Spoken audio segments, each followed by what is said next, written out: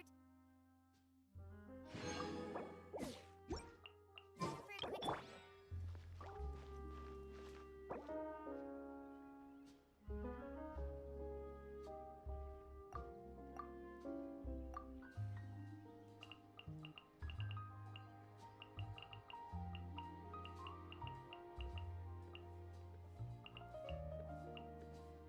I hope the weather's nice like this tomorrow. Ah. Welcome to Ballet, Mademoiselle.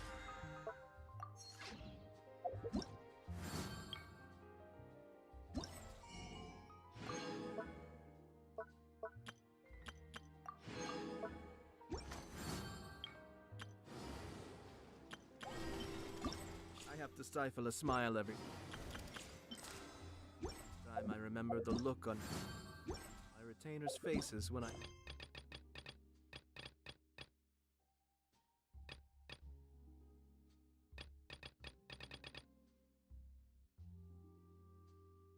performed my plans today. Panic-stricken, but unable to muster...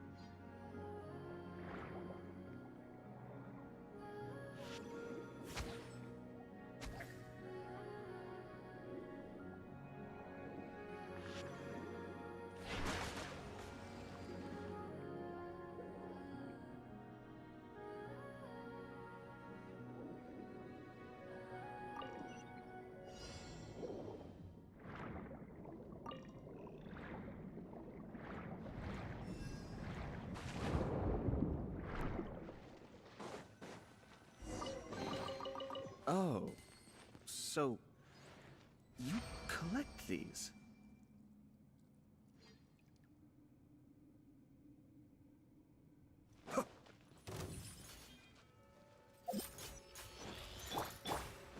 Nice and spicy. Emerge, right now. Emerge.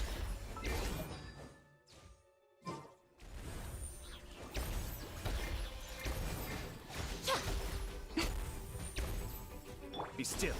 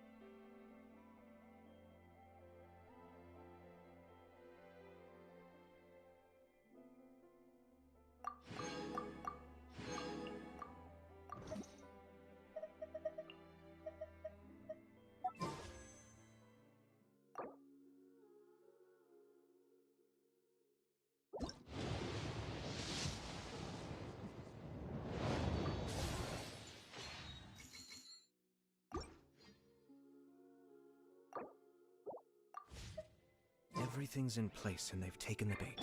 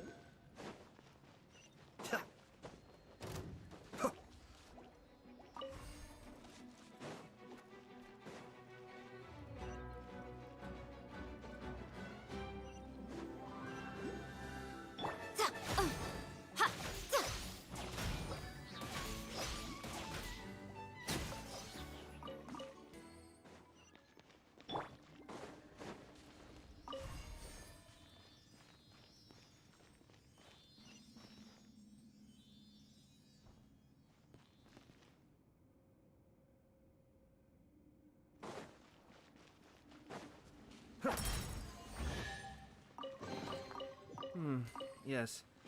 Very nice.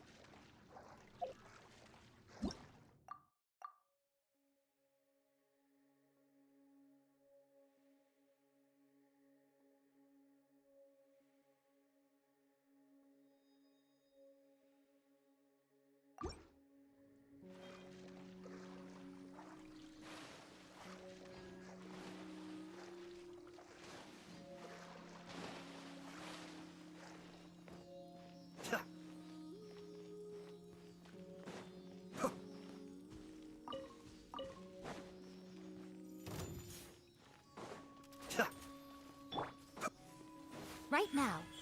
Right here. Booba, get them!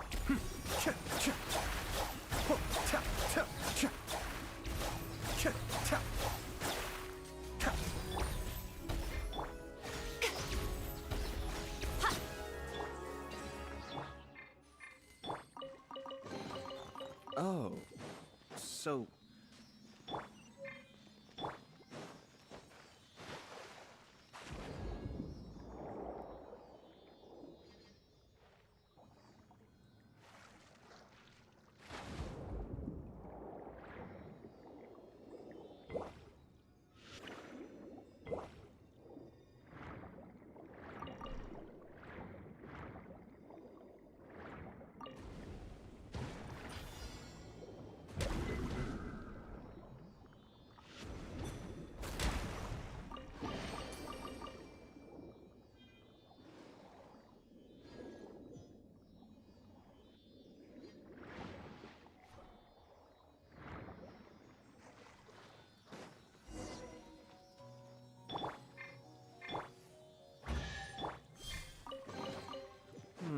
Yes.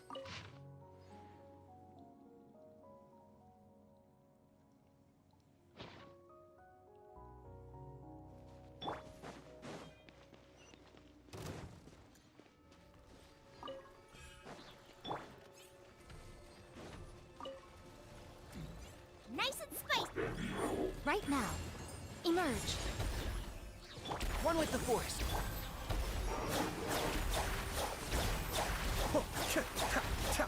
Kamisato on. Suiyu. Let's nip that in the bud. Booba, get them! Come on out. Right here.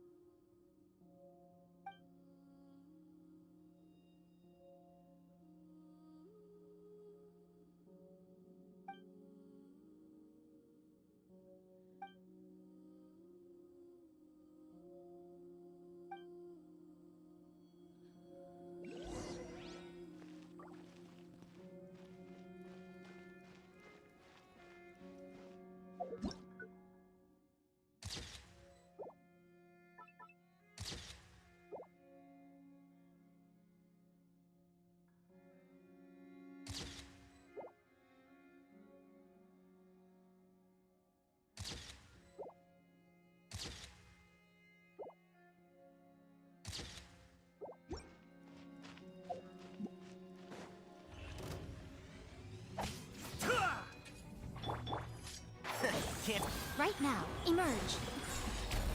Hey-ya! Nice and spicy. Nothing lasts forever. Right here. Right now. I'll uproot you! Cascade.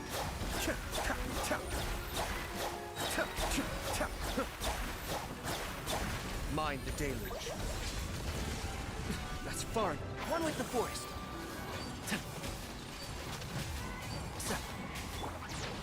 Right here. Right now. Right here.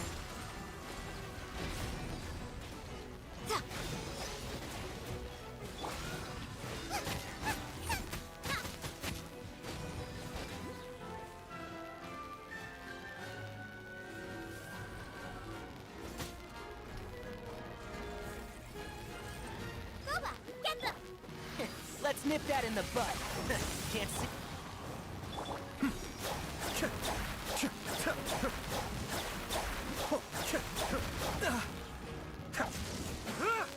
Right now. Emerge. Nice and spicy. And shroud.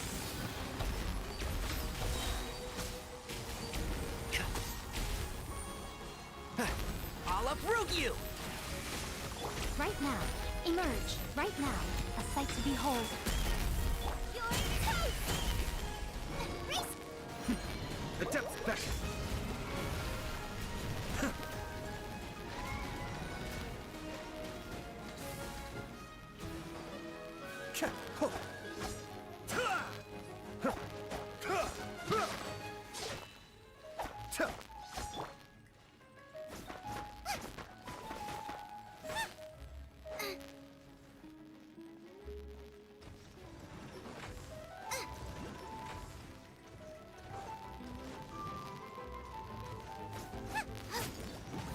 Emerge.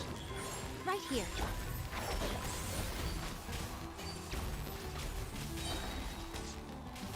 I hear everything. Be still.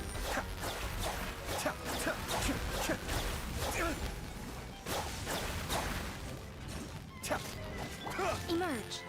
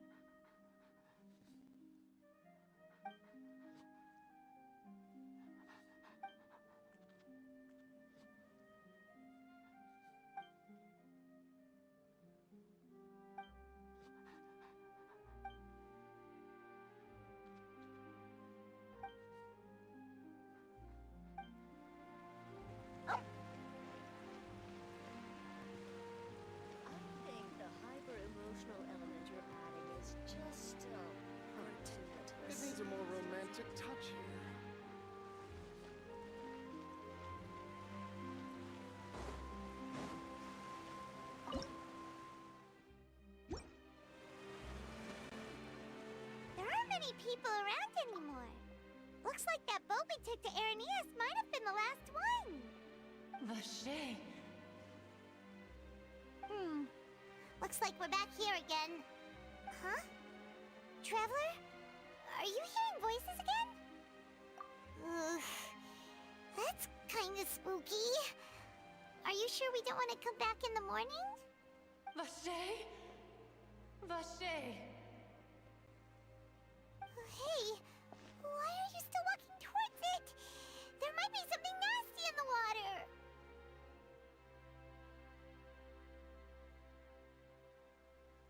Huh? Hang on. Paimon can kinda hear a voice. It's calling for Vache, right? Hey, Traveler? Stop walking! Come on, wake up!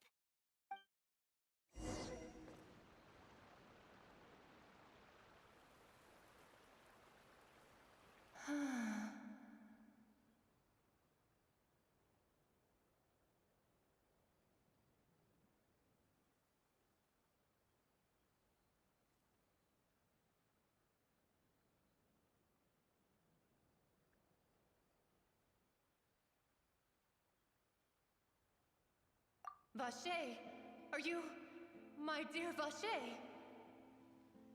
No, wait. You seem to be someone else. Do you know Vache? Do you know where my love is? Wait. Who am I?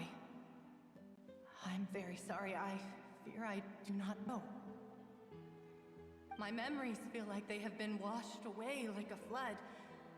So many fragments dissolved amidst the tide, never to be recovered. How much have I lost? How many things that I once held dear while on land have I since forgotten? Yes, that is what I was once. But now, I am but the consciousness of one who is lost, therefore. I do not know how I came to be like this either. I only vaguely remember being covered in light blue water, and then all grew dim.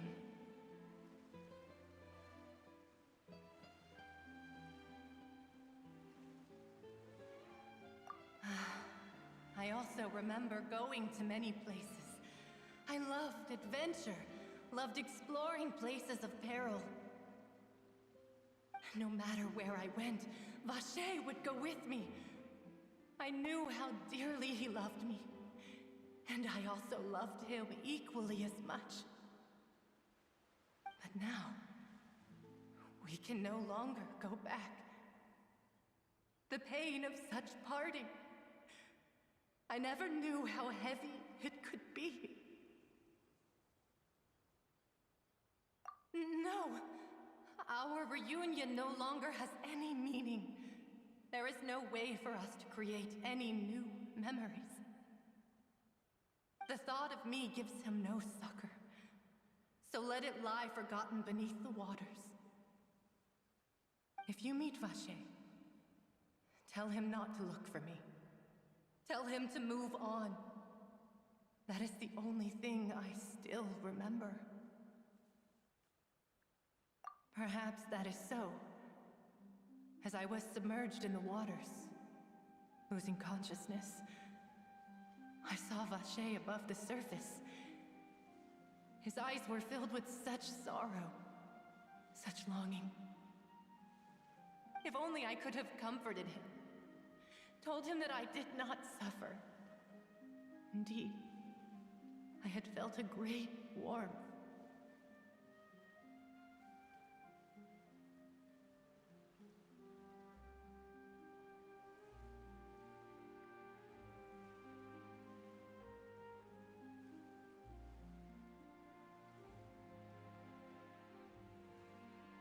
Is that what you call it? Dissolving? If anything, I consider it a form of release. It was a state of neither fear nor frenzy, with only an endless peace, like the water's still surface.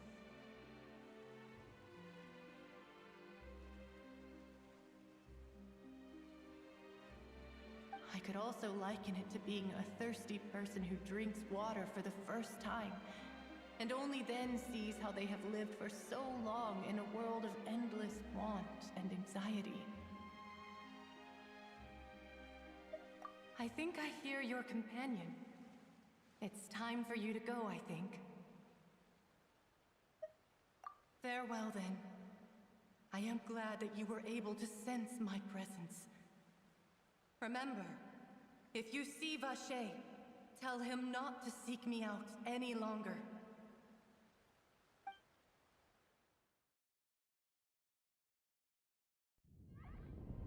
Wake up! Come on, hurry!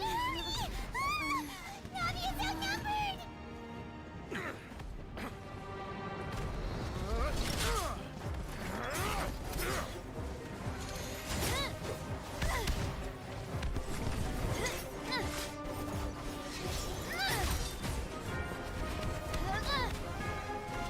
Demoiselle, look out!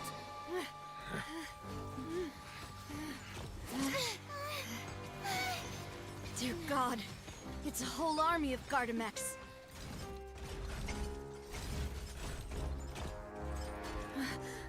Chlorand?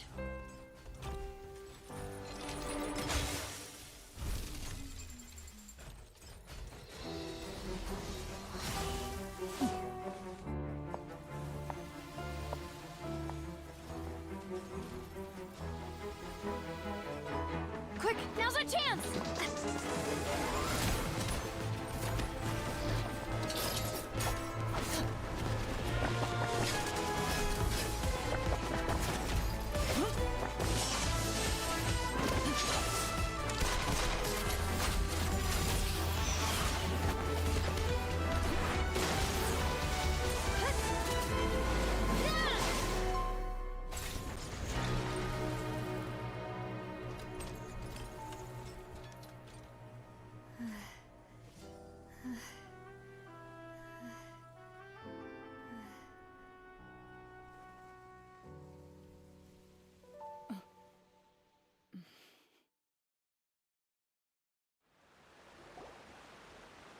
I should thank you for lending us your sword there, Chlorand. But before I do so, could you explain how you managed to show up here?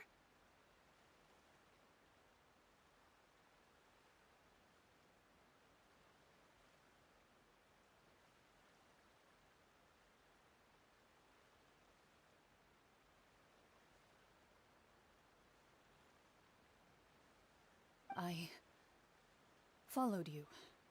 It seemed to me that danger has followed you more closely as of late. I believe that following someone without their knowledge is actually called stalking, is it not?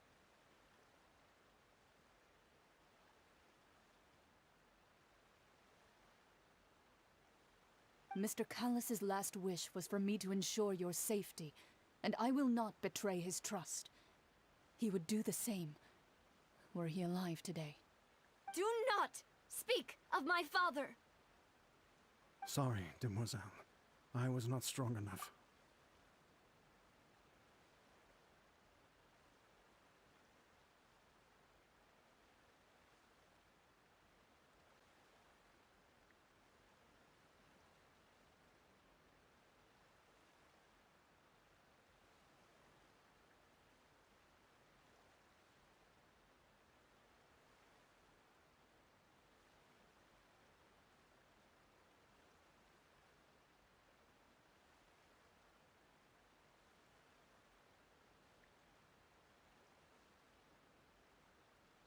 Thank you for your aid, Miss Chlorand, but do keep an eye out for your manner of speech. I believe we all wish to avoid unnecessary emotional harm.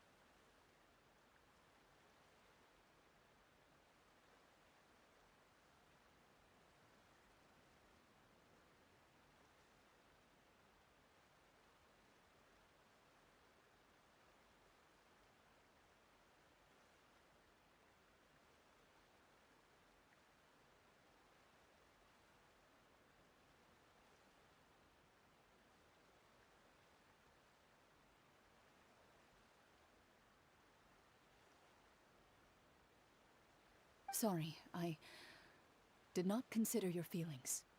Whatever. What else do you know? How did you come to the conclusion that I'd be in grave danger? I doubt I know much more than you, but I believe that the mastermind behind the serial disappearances is very powerful. Your performance tonight will almost certainly attract their attention. I'm sure they've known about me. To be honest, I'm shocked it's taken them this long to act against me. And what about these Gardamex? I thought only those associated with a Maison Gardiennage could control them.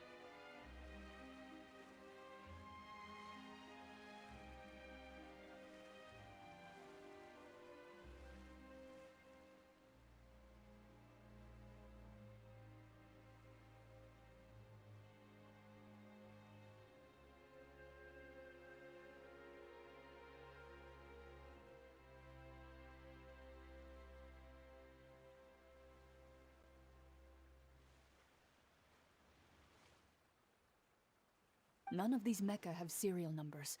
I was sure to check a moment ago. They are not the ones used by the authorities to enforce the law.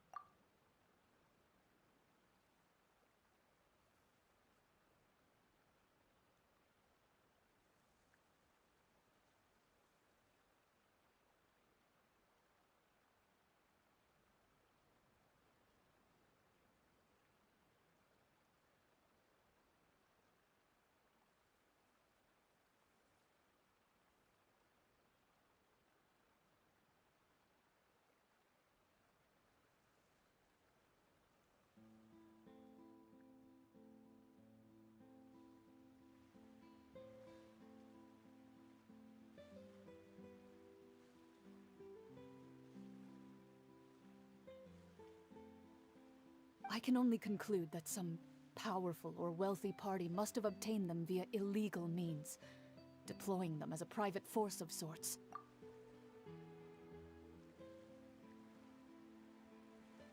What? Your point being that they're out of Spina di Rosula's league, then? Yes. Be careful, and do not act rashly.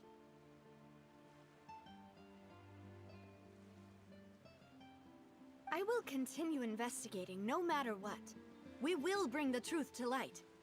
That's my father's true last wish. Regardless, thank you for your help today, Clarand. But if you get any ideas, tell me first. I don't much appreciate being followed. I do not think that they'll strike again anytime soon. So I shall stop following you. Good day, all.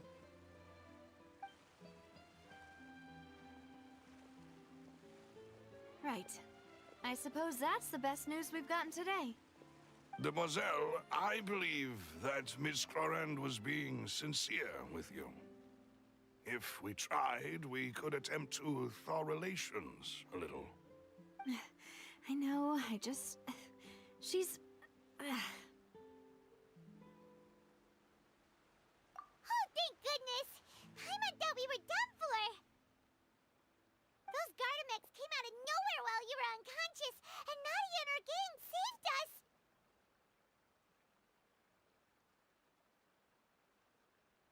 Oh, and there was that champion duelist named Clorand who came out to save us too! We got lucky there. Paimon probably couldn't have fought them off otherwise. Oh, come now. Forget all that polite talk. That wasn't really a farewell meal we had back there. Not for me, anyway. In truth, I hope that every meal we have together shall be a victory feast.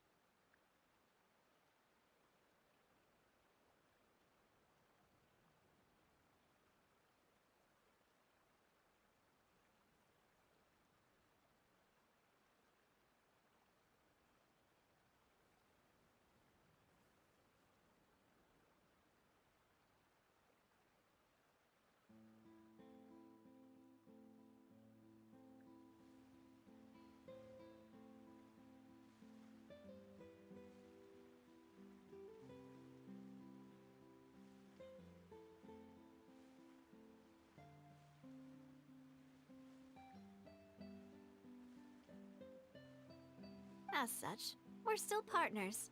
There's no need to thank me. It will take 50 years for me to match Demoiselle's magnanimity. If it were me, I would have joined the Spina di Rosula on account of her goodwill long ago. All right, you two. That's enough. Actually, Navia, how did you know that we were in danger? You sure did show up in the nick of time. Well, to be honest, you're the one who tipped us off, Paimon. Huh? Really? Paimon contributed somehow? Oh, Paimon's even more amazing than she thought!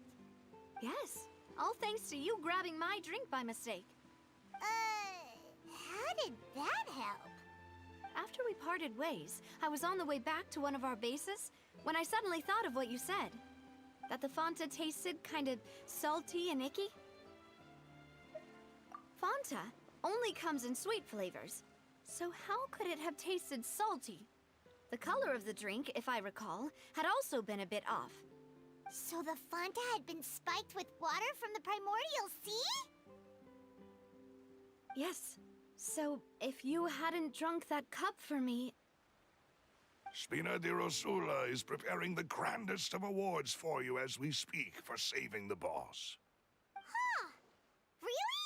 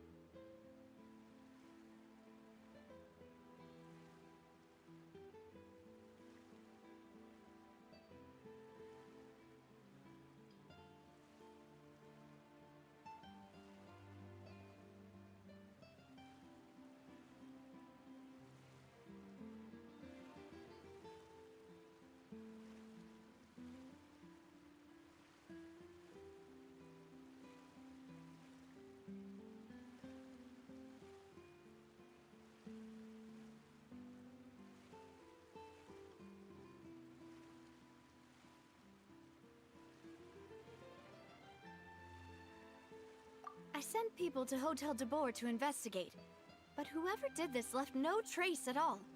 That's when I figured out that you might be in danger, and hurried here as quickly as I could. But why would they go after us too? All we did was defend Linny in court and help clear his name. Ugh, now we're caught up in this mess too, aren't we? Well, you did foil a plan that they were probably pretty proud of, and almost got...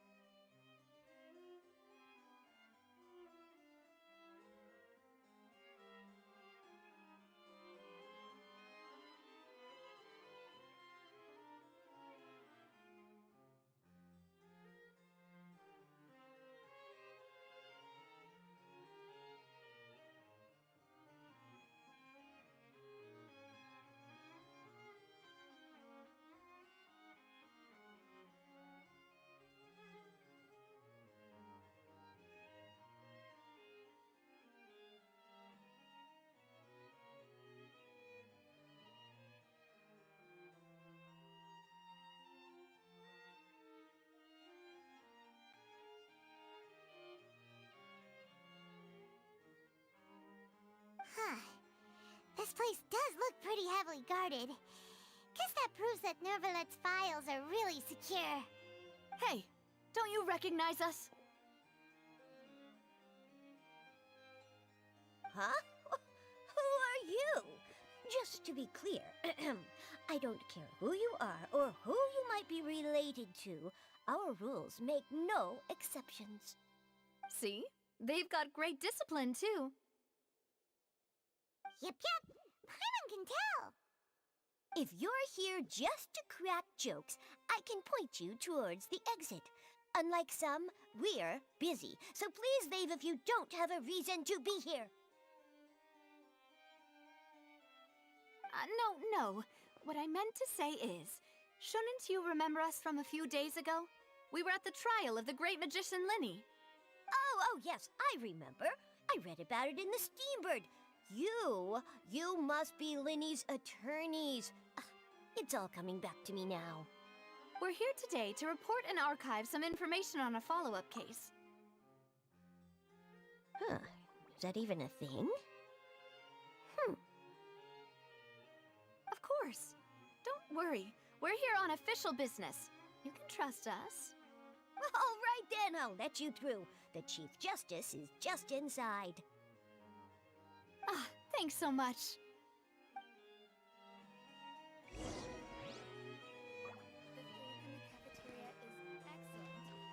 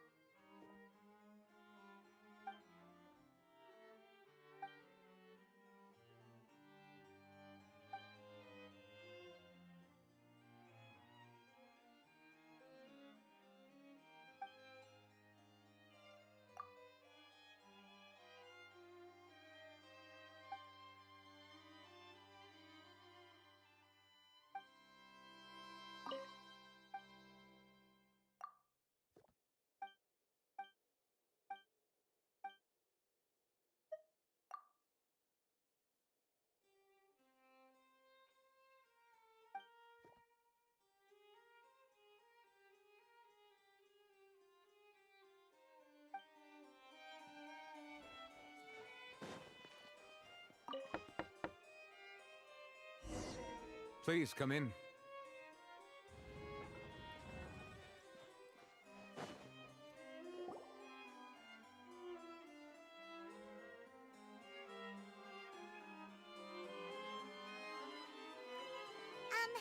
Sorry to barge in, Monsieur Nervalet. We only lied to get in because we didn't know any other way. It's all right. Please let me know how I may be of assistance to you. So you're not mad at us?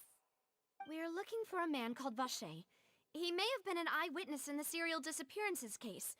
If we can find him, we may be able to unearth some key information on the case.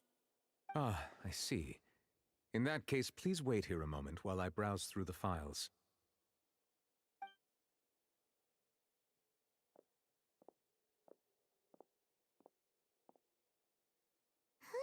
that Neuvillette would be so easy to talk to.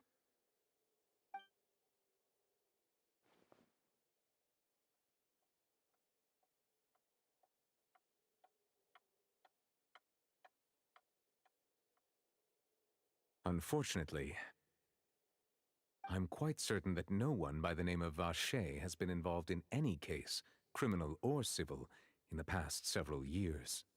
There are no records of him either in the files or in my memory. Traveler, what if it was really just a dream? Is that so? All right then. Thank you so much, Monsieur Neuvillette. We'll take our leave now.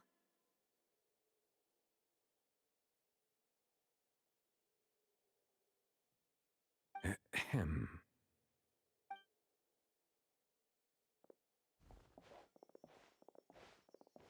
Miss Navia, I can understand how you feel. Your father, Callus, was a truly exceptional man. We deeply regret his passing.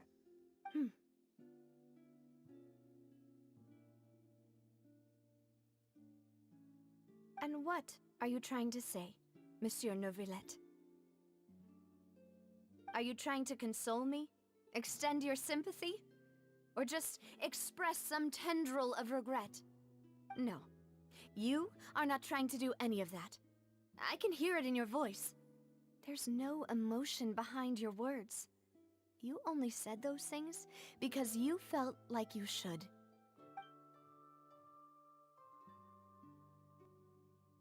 It's just like last time. After my father took his place in the duelist ring, I pushed through the guards to talk to you as a last resort. You even told me then that you thought there was something fishy with the case, yet you still allowed the duel to go ahead. In your eyes, the value of a human life is nothing compared to those cold laws you hold so dear. If you truly regret my father's death, then why didn't you call a stop to the duel?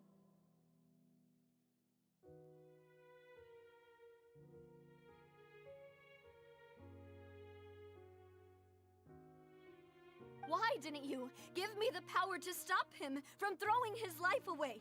Why did you just let him die, despised and hated by all? Everything was hanging on a thread at that moment. Just the tiniest effort could have changed everything. There are still so many things I never got to tell him. So many questions he still owes me answers to. If you really have no heart, then just look me in the eyes. I, Navia, will show you the true meaning of regret. I'm sorry, Miss Navia. You and my father are truly alike. You keep all kinds of things in your heart and never say a word to anyone. It's not so much that you can't feel, but that you would never express anything. Oh well. In any case, everyone already knows full well the apathy of the Chief Justice. My apologies for taking my emotions out on you, Monsieur Chief Justice. Let's go, Traveler and Paimon.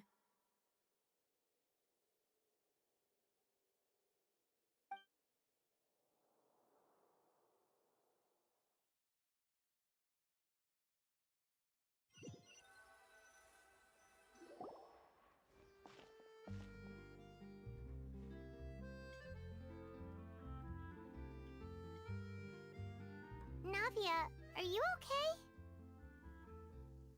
I'm fine. Rain. It's raining. You're right. Wasn't it still sunny when we went into the building? And there shouldn't be any active trials today. How strange. Now that I think of it, on the day my father was convicted of murder, it was also raining.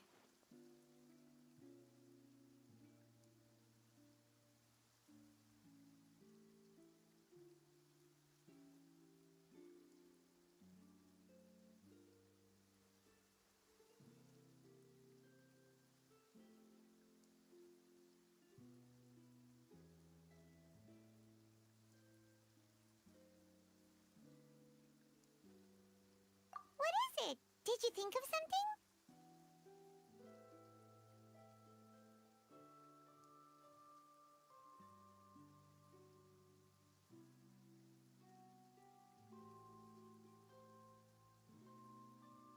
Yeah, he was outside.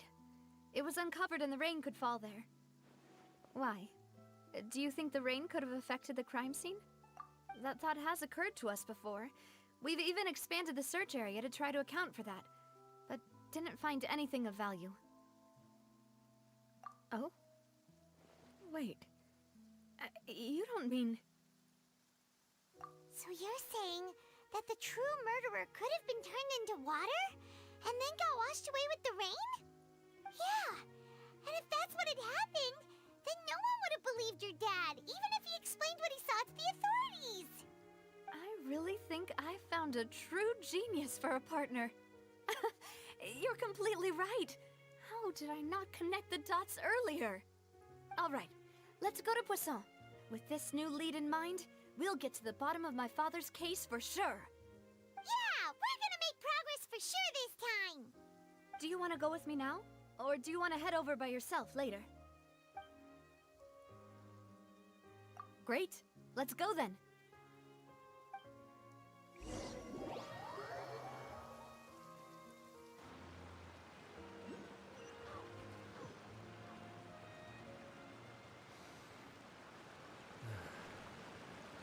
Opportunities to bask in the sunlight like this are few and far between.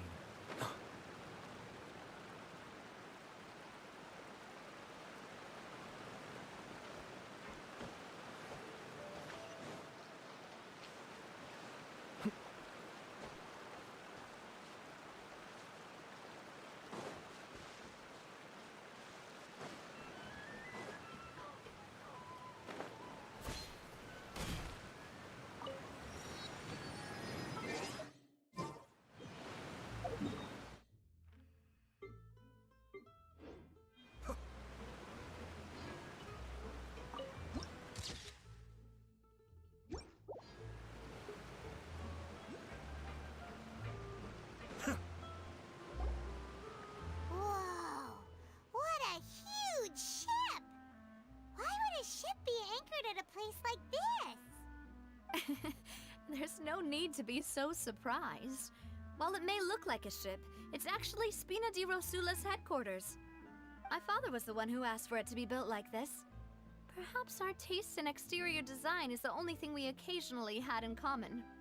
A gigantic and glamorous ship embodies discovery, opportunity, ambition, and conquest. It symbolizes Spina di Rosula's bright and limitless future.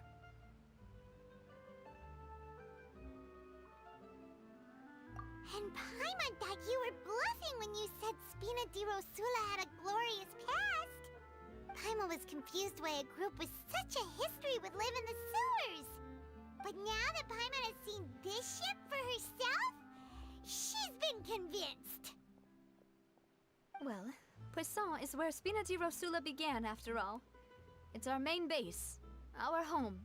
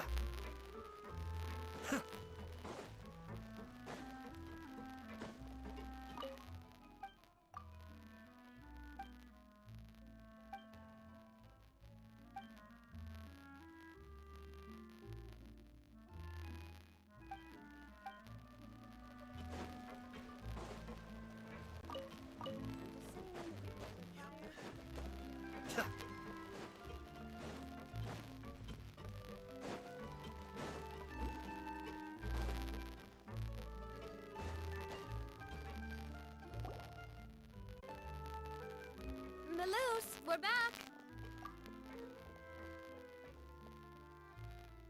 Apologies for the wait, demoiselle, and our most important partners. You said before that you still had some business at the court. What brings you back to Poisson so quickly? About that. It's because my partner here reminded me of something really important. You see, what if my father's case had something to do with water from the primordial sea?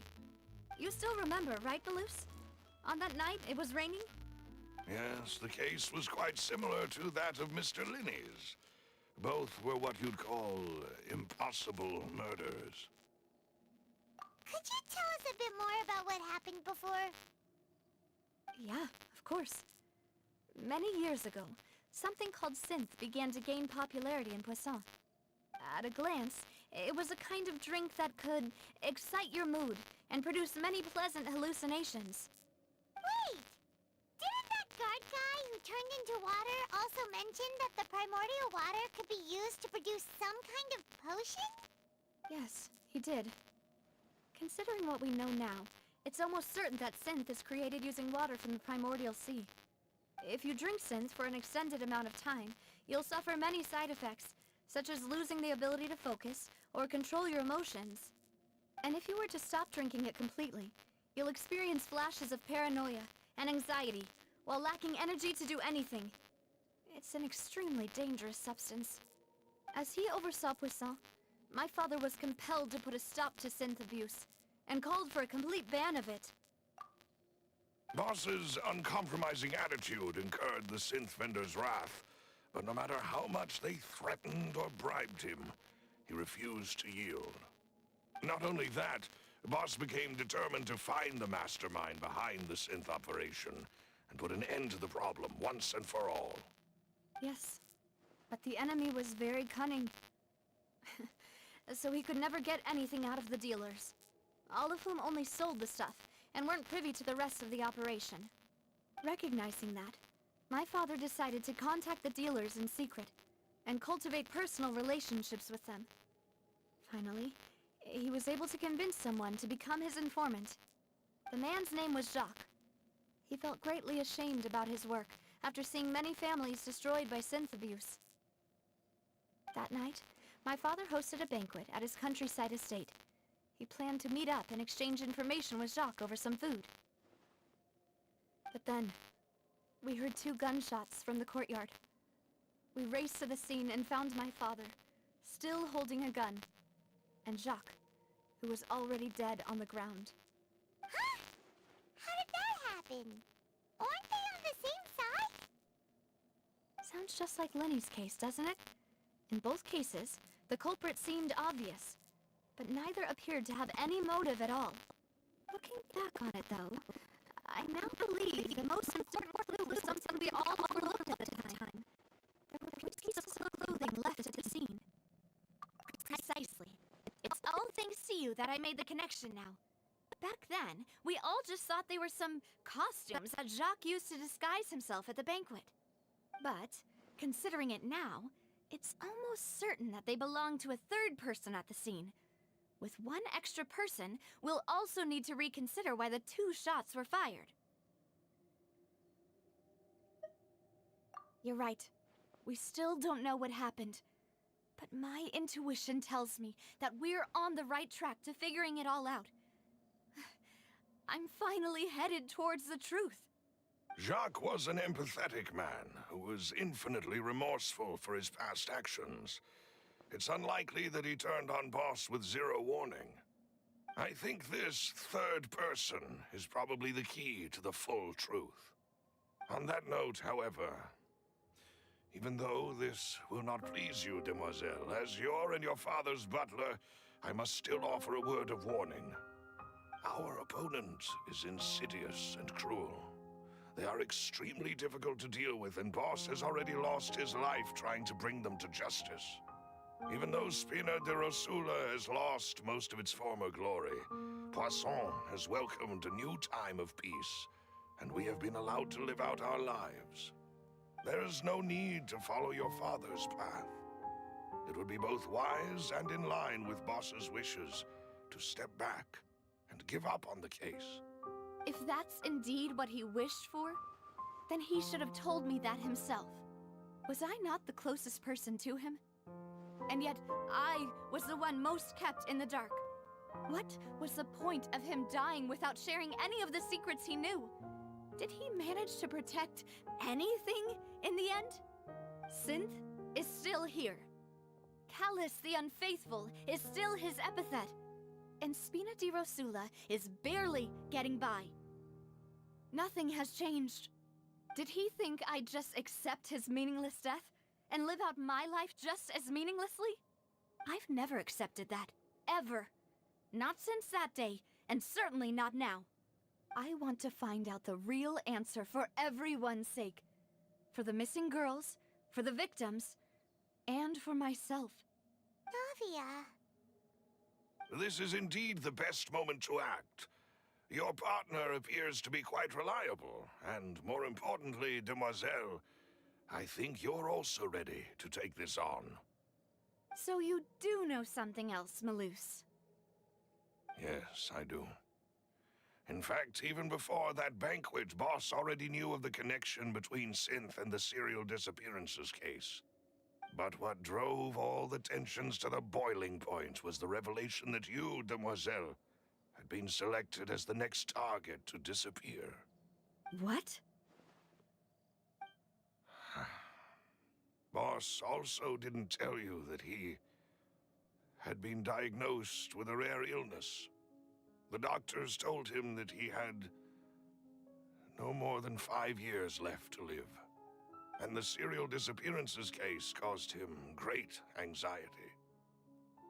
5 years was nowhere near enough time to resolve this long-standing conflict. But once he passed away, all the danger would pass on to you.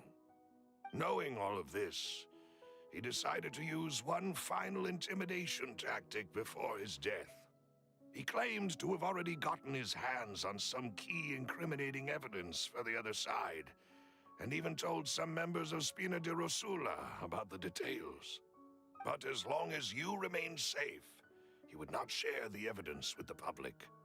If something were to happen to you, then he and all those he told would immediately expose all they knew about Synth and the disappeared victims.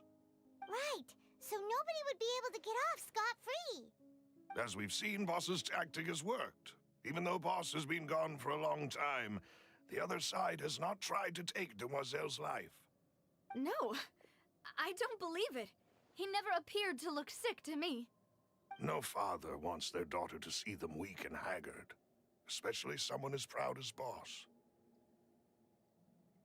To him, dying in a duel and suffering lasting dishonor as the unfaithful were still far preferable than losing face in front of his daughter. So he chose to die in silence, so that he could protect me. I'm afraid you're not understanding this correctly, Demoiselle. What Boss wanted to hand to you was not a parasol, but a sword.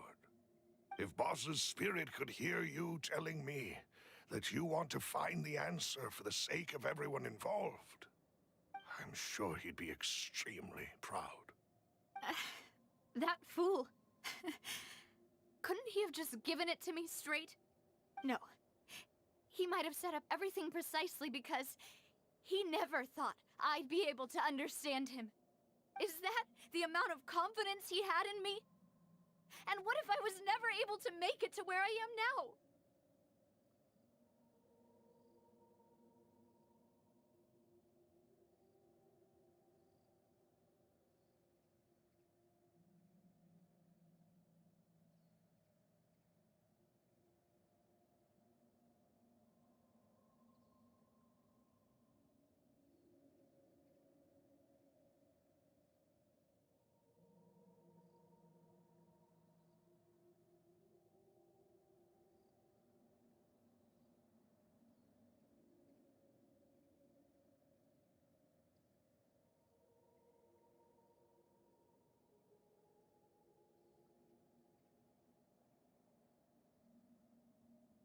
Yeah. I suppose that's true. With the way he'd set things up, if I had wanted, I could have just lived out my life without a care in the world. But thankfully, he rarely talked to me about complex matters, and thus understood little of me as a person. In this case, he really didn't need to give me an easy way out.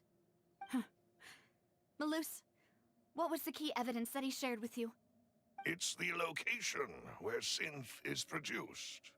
Essentially, when he was threatening the enemy, Boss didn't share the specifics of the incriminating evidence he found. But if you want to use it against the enemy, you'll still have to take several things into consideration. Why? If we know where the place is, can't we just go storming in? You mustn't forget that we're fighting against a mysterious and dangerous organization that's been in operation for decades. There's no telling what might be lying in wait at their headquarters. We also have no idea what kind of evidence we may be able to find inside, nor what people we may be able to capture. But a single visit to their headquarters would be tantamount to a formal declaration of war. The worst case would be that we leave empty-handed, but also open ourselves up to full retaliation. Then, in that case, why not work with the Fontaine authorities? Well, you saw one of them dissolve during Mr. Linney's case. We have no idea just how thoroughly they may have been infiltrated. Huh. That's true. Seems my father really had no choice. But things are different now. It should be a lot easier to prove the other side's guilt, now that we've connected Synth with the disappearances case. You sound like you've put a lot of thought into this, Malus. I am the butler, after all. I live but to serve the boss and Demoiselle's will. I've always been willing to take on any kind of risk for your sake. But considering my relative lack of ability, I've spent my time keeping secrets, performing basic investigations, and waiting for the right time to come. Thank you for all of that, Malus. Have you discovered anything new in the past few years? Let me think. One conclusion I came to was that the enemy must be quite familiar with Spina di Rosula, or at least have an informant planted here. When I announced orders to the organization's members on Demoiselle's behalf, I used to deliberately keep a few people in the dark and observe the reactions of the synth vendors. If the vendors didn't change their plans, then the individuals informed of our orders must be innocent. If the vendors packed up and fled, however, then someone must have given them the news. After several rounds of testing and investigative tracing, I've narrowed the suspect list down to 3 people. The first is Florent, Spina di Rosula's senior advisor. Huh? Florent? Yes, surprising, isn't it? He was one of the people Boss trusted the most, which also means that he was someone who understood Boss really well. Thanks to his position within Boss's innermost circle, he always knew our upcoming plans and could thus avoid capture this whole time. There's someone else like him too. Marcel, the head of Confrérie of Cabrières. Uncle Marcel. It's a guild in Poisson. Boss helped it to grow to its current size and prominence. In the beginning, they were only reselling some daily goods, but now they're one of the richest guilds around, with a lot of business connections in the city. So, they're like a sister organization of Spina di Rosula? Yes, you can say that. When we were fighting against the synth dealers, they provided us with plenty of support. It's a bit difficult to imagine someone using their own money to hunt down themselves. The final suspect is Thierry, the man responsible for coordinating information between Spina di Rosula and the guards. Although the guards mostly leave us to our own devices, there are still many activities we have to report to the local authorities. Since Thierry is always in the know about our current activities, he could theoretically always plan one step ahead. I see. These are all people who I communicate with quite regularly. To think that the enemy we've been fighting against has been right next to me all along, among those I trust the most. It's almost too hard to believe. If you want to investigate them, please take every precaution to not alert the quarry. Judging from our experience, the enemy is extremely cautious. Of course. And thank you, Malus. You've provided us with a lot of great information. You're too kind, my lady. I'm just doing my duty. And before I forget, proving Boss's innocence would also mean clearing him of blame in Jacques' death. After that incident, Jacques' wife and daughter were taken into the Spina's care. They still live in Poisson today. If it might help, you could also pay them a visit. I can make the necessary arrangements. Aw, thank you so much, Malus. You really are the best. A new case awaits, my dear partner. I hope we can work together to uncover the truth and end this case once and for all.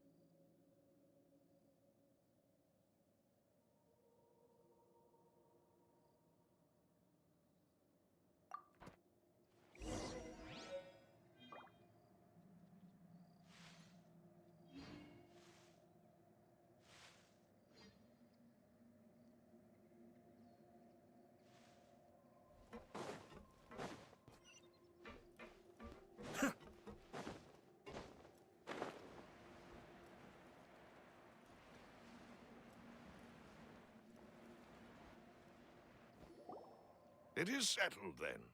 Please excuse me, and enjoy your conversation at your leisure. Thank you for arranging everything for us, Malus.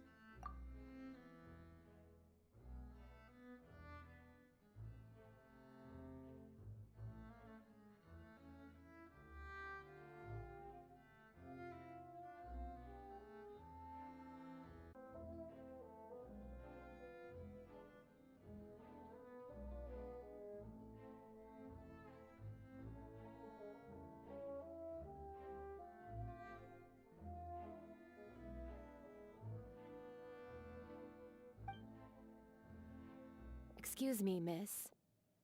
Do you need anything from us?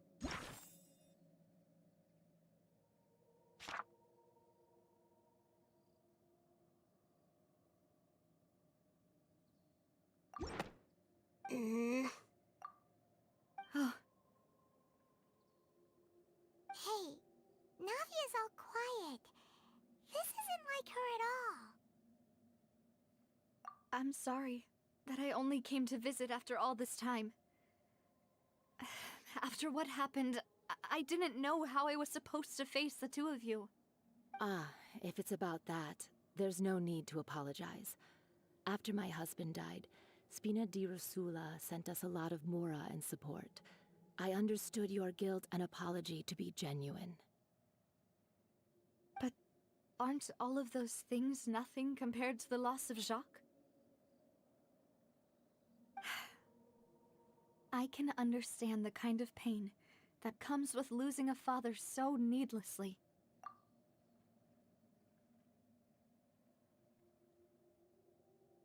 You don't understand at all. I didn't know how to face you, because I didn't know what I could possibly bring as a consolation gift.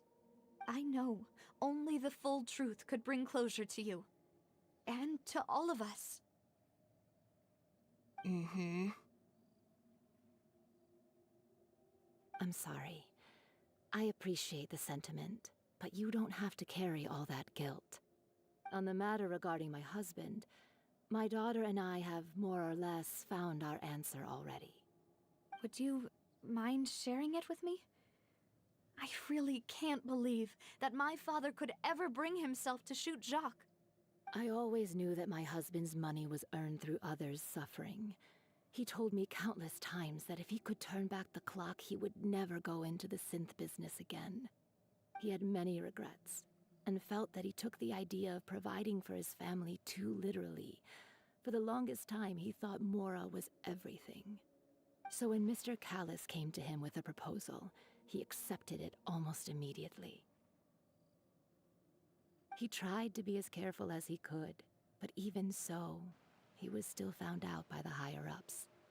They found out about his betrayal? Papa didn't say that exactly, but Papa did tell me that I should never be ungrateful. Before he left that day, he told me that he had no choice. It was only later that I realized it was his final farewell to the two of us. I don't know that for sure, but you could say that's the conclusion I eventually came to. Which is why I'm the one who should feel guilty. Callis had always taken great care of us, both when he was still alive and after he passed away. Even if he fired the shot that killed my husband, it was likely in self-defense. It is impossible for me to hate him for what he had done. But Mama, why is Papa still the bad guy if he did the right thing? Papa always wanted to be a good man, so why did he have to do a bad thing in the end?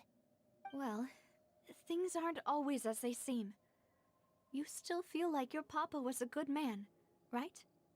Yeah, Papa was a really good man. The best in the whole world. Then you should hold on to that.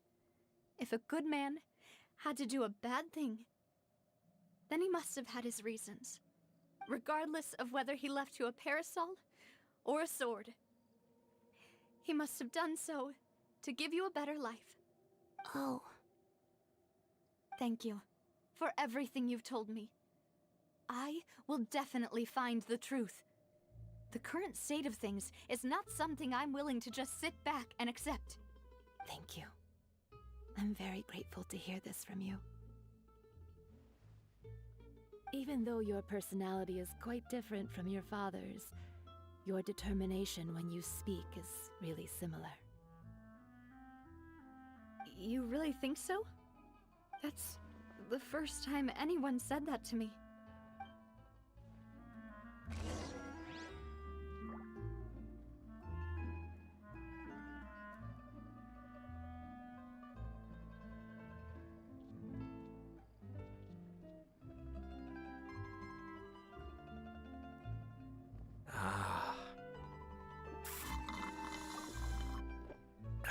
I'll leave my husband's case to you.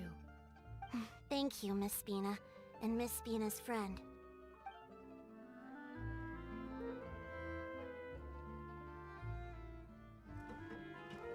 Are you okay, Navia? I'm fine. Don't worry. Let's investigate the 3 suspects next. Florent should be nearby, and we should be able to find Thierry and Uncle Marcel in the city. I'll get myself together on the way, so please don't worry.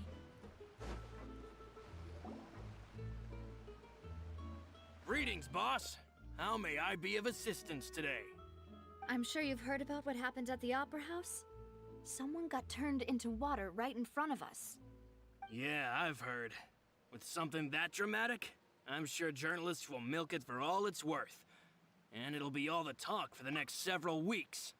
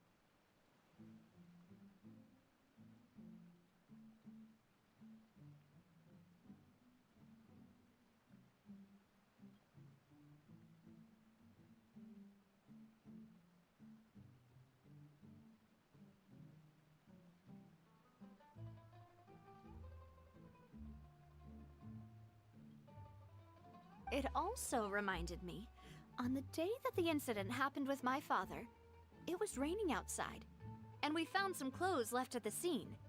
After my partner here put the dots together for me, I feel like we should try to reopen his case. Can you do me a favor and try to recall what happened that night?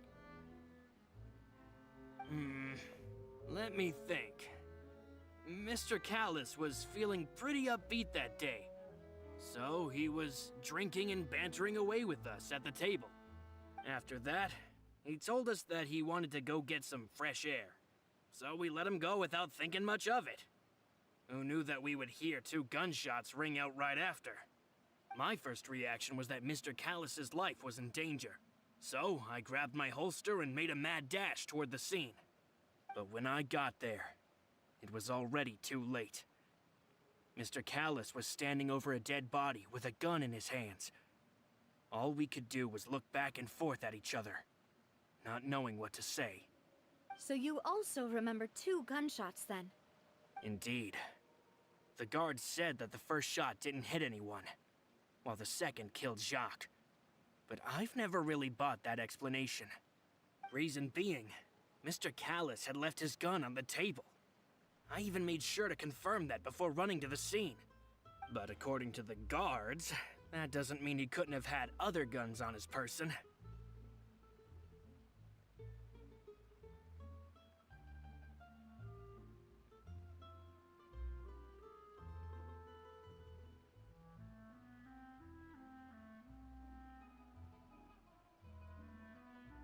About the clothes left at the scene that you mentioned. Do you think there was a third person there who was turned into water? At least from our perspective, my father had no reason to kill. So he would also have no reason to bring an extra gun with him. The gun he was holding probably belonged to Jacques, or a third person on the scene. Yeah, that makes a lot of sense. So you're saying Mr. Callus ended up with the gun because he seized it from one of the other guys? But hold on. If that's what had happened, then why didn't he share the truth with any of us? He didn't even want to face the Oratrice machine, and chose instead to prove his honor in a duel. Did he lose all faith in the courts after seeing someone dissolve right in front of his eyes? About that, Malus told me a thing or two. So, I think I can understand why he committed to the duel. I'll tell you everything, once the whole truth has been revealed. I understand. Then, I'll leave Mr. Callus's honor in your hands, boss. And if I may just say one more thing. The whole Callus the Unfaithful epithet has been a thorn in my side since the day it was invented. Many people have laughed at me for still calling him Mr. Callus, even after so many years have passed. But it was Mr. Callus's trust that allowed me to rise through the ranks of Spina di Rosula and live the life I lead today. No matter what others might say, he'll always be the man I respect the most. And he'll always be my boss. Don't worry. I will definitely find the truth. You and all our other comrades at the Spina deserve to know the truth as well.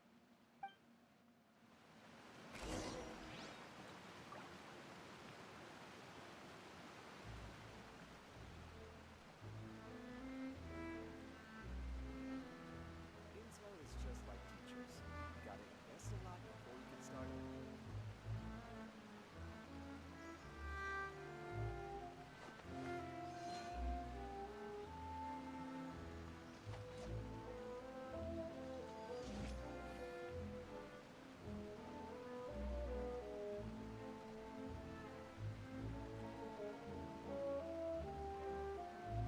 Intel is just like teachers. You gotta invest a lot before you get started.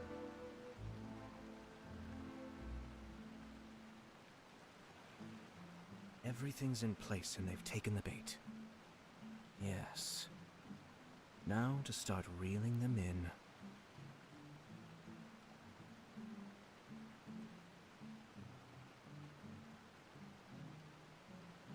Ah. Just like teachers. You gotta invest a lot before you get started.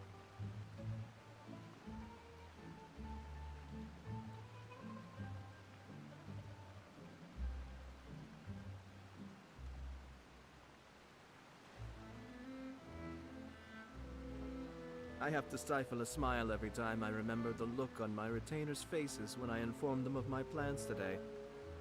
Panic-stricken, but unable to muster the courage to say anything in opposition.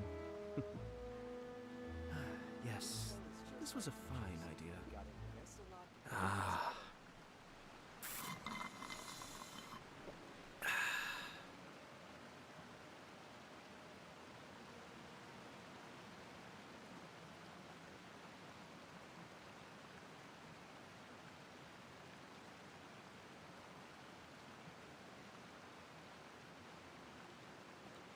Intel is just like teachers.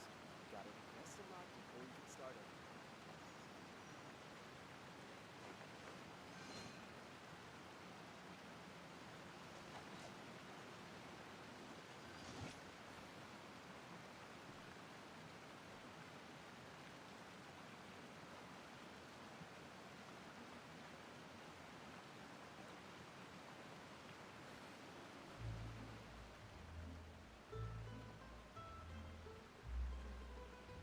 Everything's in place and they've taken the bait. Yes. Now to start reeling them in.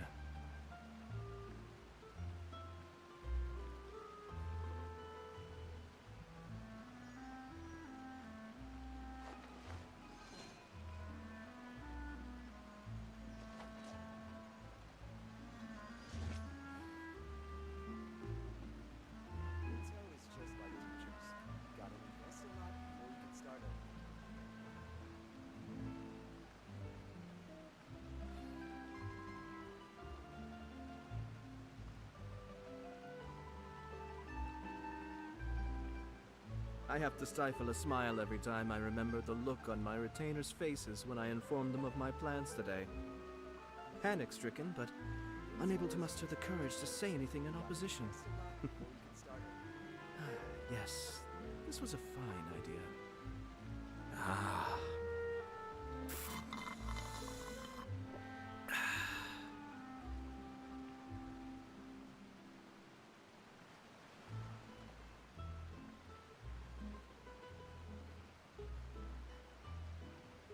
Everything's in place and they've taken the bait. Yes. Now to start reeling them in.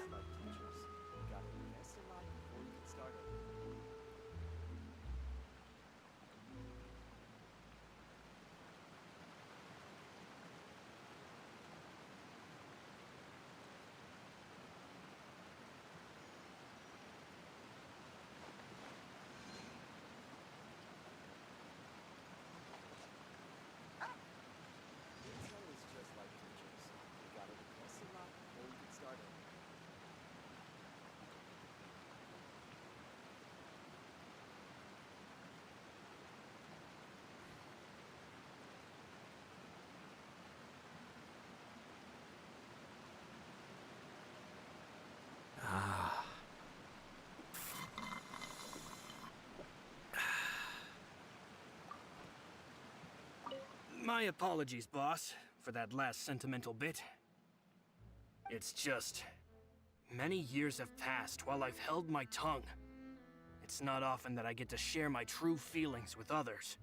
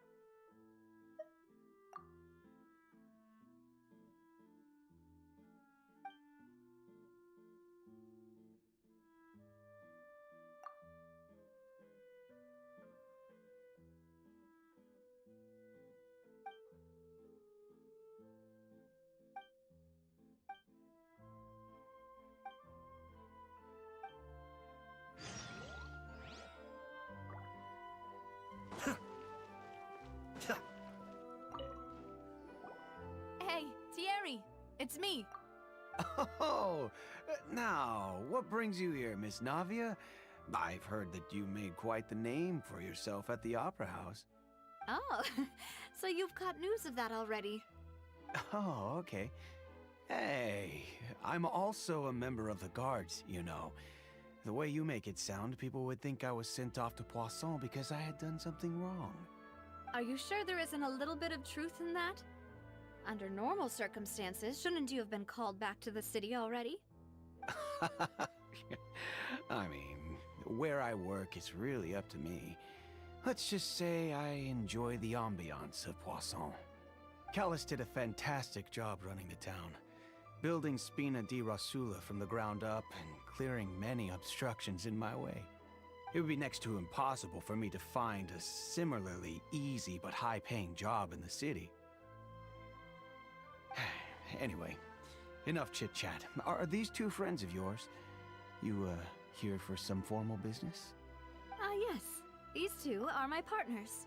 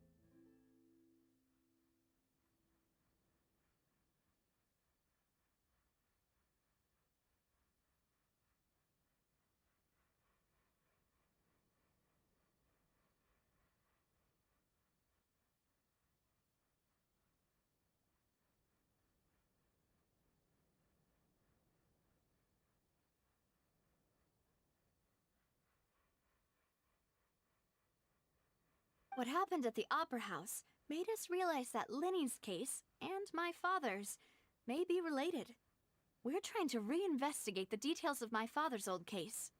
Ah, I get it. You think there might be more to the case now that we know people can be dissolved into water, right? I was also flabbergasted when I first heard of it. If you want to go through the original files from your father's case, I can help you look for them. That'd be much appreciated. Thank you. Actually, I have another question. Do you have the authority to dispatch Gardamex? Of course. Without them, I couldn't possibly handle Poisson on my own. Why do you ask? We definitely can't use them to forcefully get more evidence for your father's case. Well, you see, just recently, we were attacked by a horde of unnumbered Gardamex in the city. So, if you hypothetically wanted to do something against me, all you would need to do is get rid of the mecha serial numbers and send them after me. Then you think too highly of my abilities. Dispatching mecha is very different from controlling them. If I had to make an analogy, when you order a dish, the chef will make it for you. You can ask the chef to cook, but not to massage your shoulders or carry your baggage. If you try to make unreasonable demands, the chef would just think you're out of your mind and ignore you completely. The same goes for me and my Gardamex. Removing a serial number is also not as easy as you might think. There are a lot of complex steps to it, and it's almost impossible to keep it a secret. So I can promise you, those mecha were definitely private units. They're certainly not cheap. So, whoever their owner is must be super rich, powerful, or both. Now that you mention it, though, being in the synth business would definitely be profitable enough to afford this.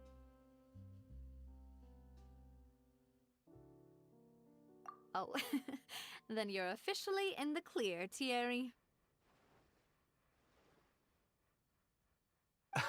Oh, well, thank you for the vote of confidence, Navia. Jokes aside, I'd like to wish you all the best with your investigation. I'll be staying in the city for a little while, so just come find me if you need any support from the guards.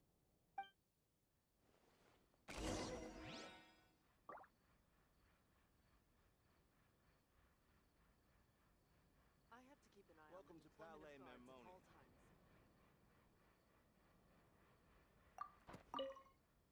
I'll see what I can do for you in Spina di Rasula when it comes to guard stuff, but don't go advertising it to everyone else.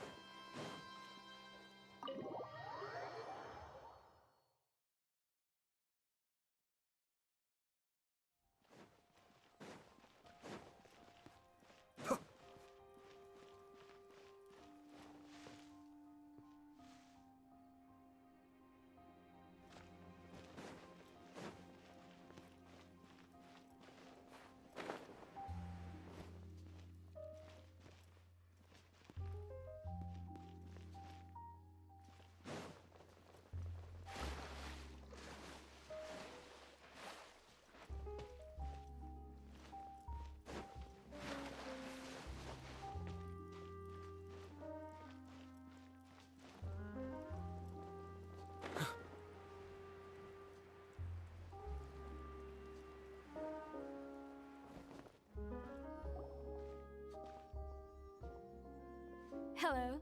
How may I help you? I'm here to see Marcel. Could you please let him know? You can just say Navia's looking for him. Sure. I will let him know right away.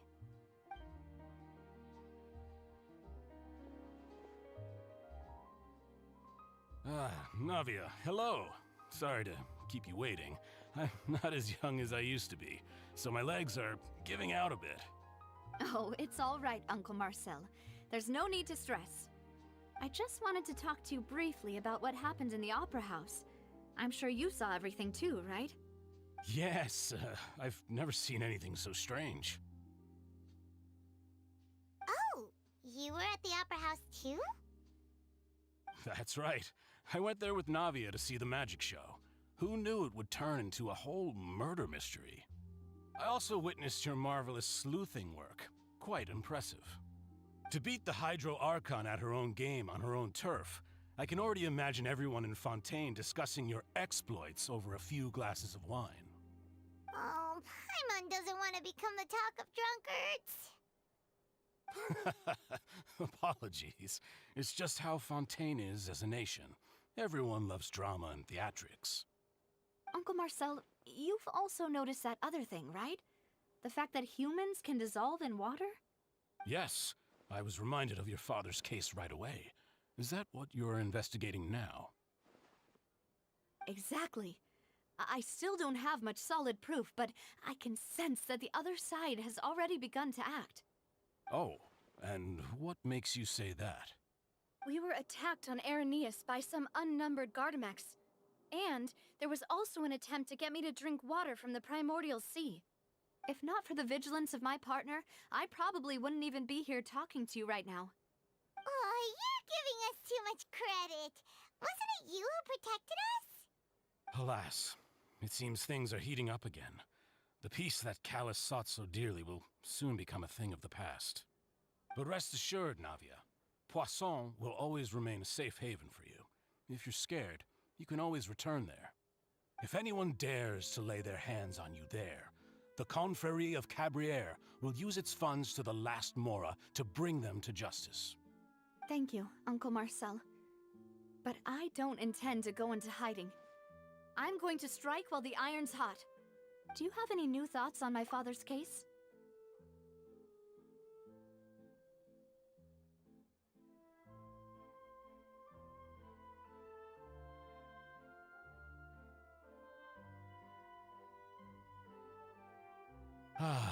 About that.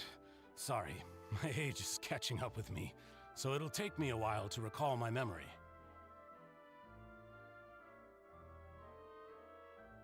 The Confrérie was responsible for that banquet, so I was out and about the whole time making sure things were running smoothly. I didn't even have the time to drink with the guests. Then I heard the sound of a gunshot, and the rest was history. Oh, it's okay. No need to push yourself. We'll ask around some more, see if there are any valuable clues elsewhere. Sounds good. Just let me know if you ever need Mora. All my wealth comes from Callus's patronage and support. I'll spend however much it takes to clear his name.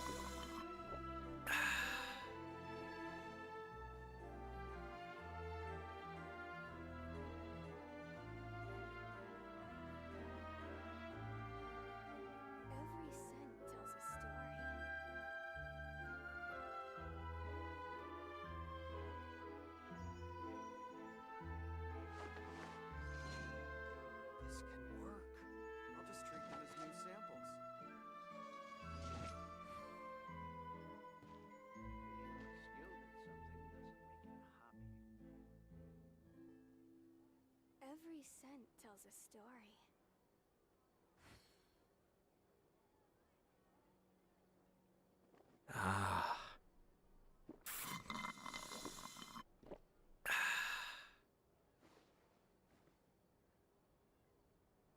This can work. I'll just treat them as new samples.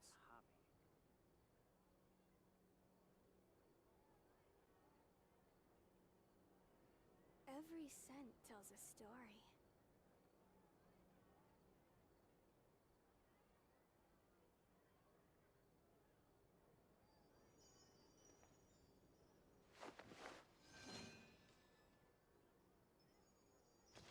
Skilled at something This can work. I'll just treat them as new Every samples. scent tells a story.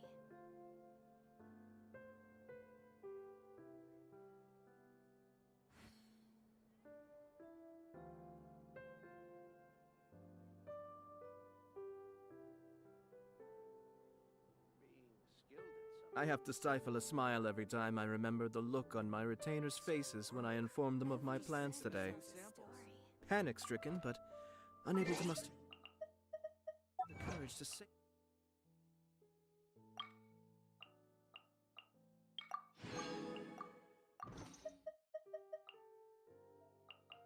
anything in opposition.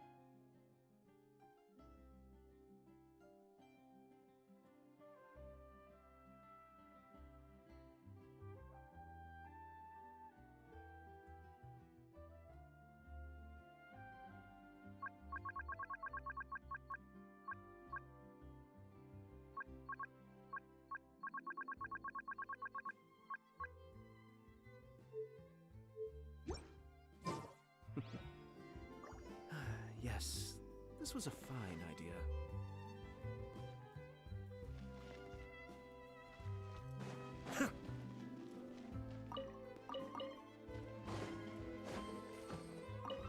Alas, why do these kinds of things happen to the kindest people?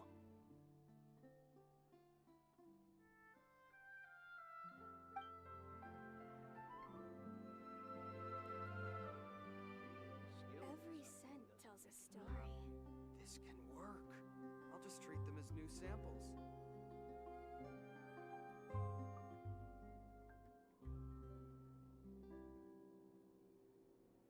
I'm sure I've forgotten something. Not to worry, I'll simply send someone to fetch it. As soon as I remember what it was. Every scent tells a story.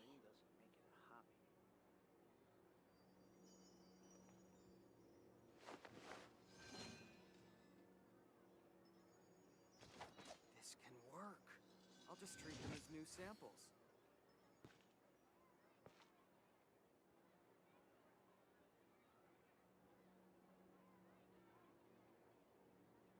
Every scent tells a story. Being skilled at something doesn't make it a hobby. Everything's in place and they've taken the bait. Yes. Now to start reeling them in.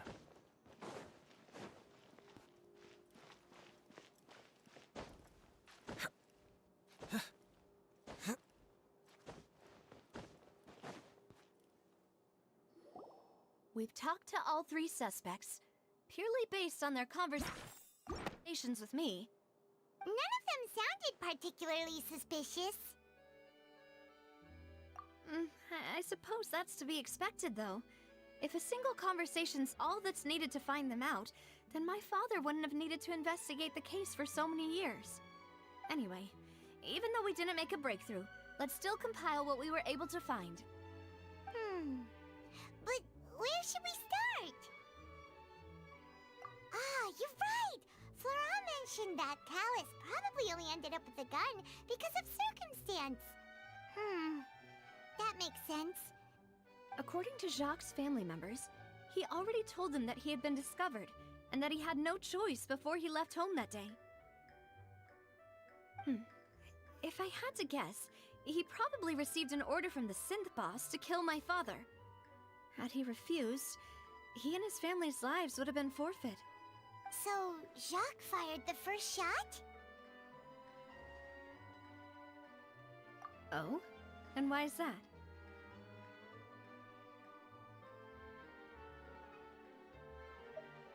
Ooh, that's a good point. Jacques probably already knew that he was just being used as a tool for murder. And once he had completed his mission, he'd be of no more use to his boss. Huh. So, what would make more sense from his perspective would be to turn his back on the Order and seek protection from my father. Makes sense. But without evidence, that's still just a theory. Besides Jacques, the attack from the Gardamex has been bothering me quite a bit as well. It's obvious that our enemy has become more antsy after the secret of the primordial seawater was revealed. Do you think he knew, even then, that we'd follow this lead to the end? Given everything that's happened since, it's quite possible. But who among the 3 suspects would have the ability to control privately owned Gardamex? Thierry, you say? Huh. It is possible that he's figured out a way to convert the Gardamex for personal use. But I didn't feel like he was lying when he was talking to us about the mecha. I also don't think he'd be able to keep that kind of tampering under wraps. Yeah. Had he actually tampered with the mecha, we'd be able to prove it with a simple check of the guard's inventory. If the mecha were taken from the guards, it should be pretty easy to find out when and how that happened.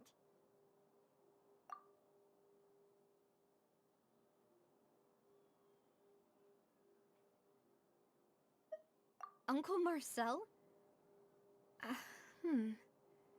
My father did really trust him. And they worked together on a large number of projects. Maybe that's how he got to know Jacques. And with funds from the Confrérie, he could also afford a large number of Gardamex.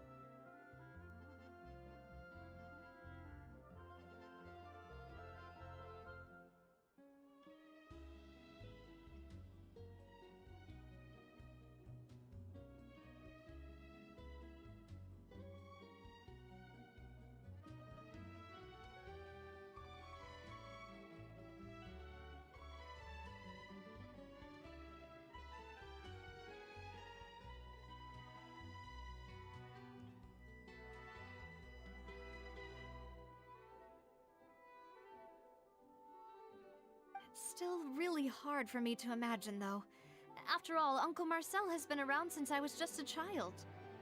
Also, wouldn't this mean he has been spending a whole lot of mora and energy to fight his own synth business?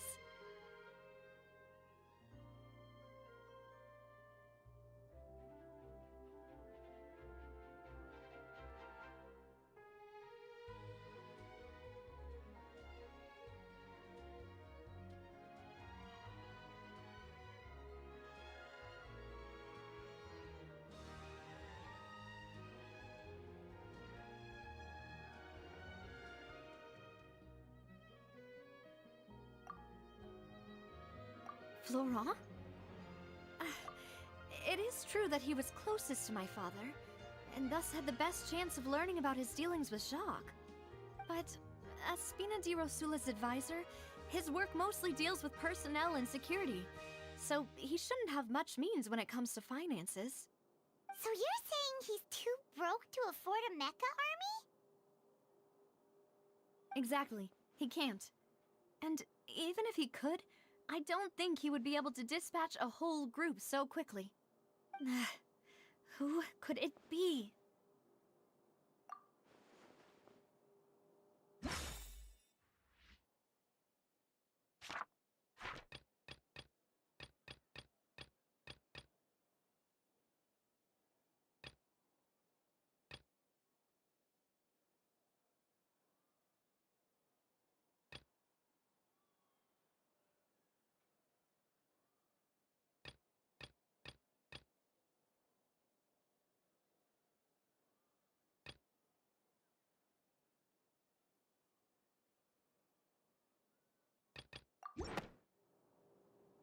You know, if you think everything through, Uncle Marcel is indeed the most suspicious of them all. Could we be missing other suspects? Malus didn't know about the people turning into water thing when he narrowed it down to these three, did he? Malus has always been very reliable, and his judgment of others' trustworthiness has been fair and well considered. When he laid out his case for the three, the rationale he gave me made a lot of sense as well. The suspect is knowledgeable about the Spina's internal affairs, has the means to dispatch Mecha to assassinate us, and possesses significant intellect and foresight.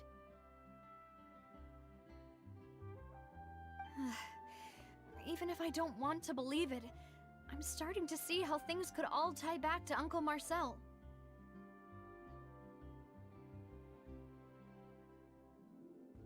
Well, we still have another trump card on top of all the theorizing and speculating.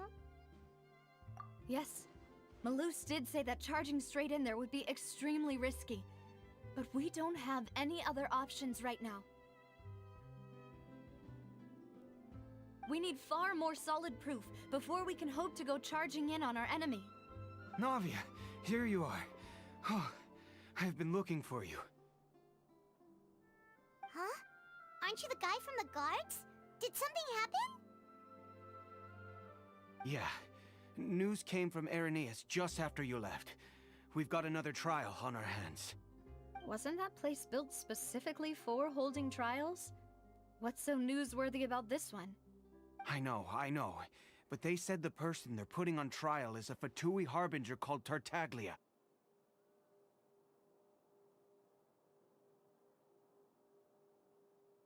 What? Is that someone you know? Yeah, we know him. Maybe even a little too well. Well, he's been accused of being the true culprit behind the serial disappearances case. It's absurd, don't you think?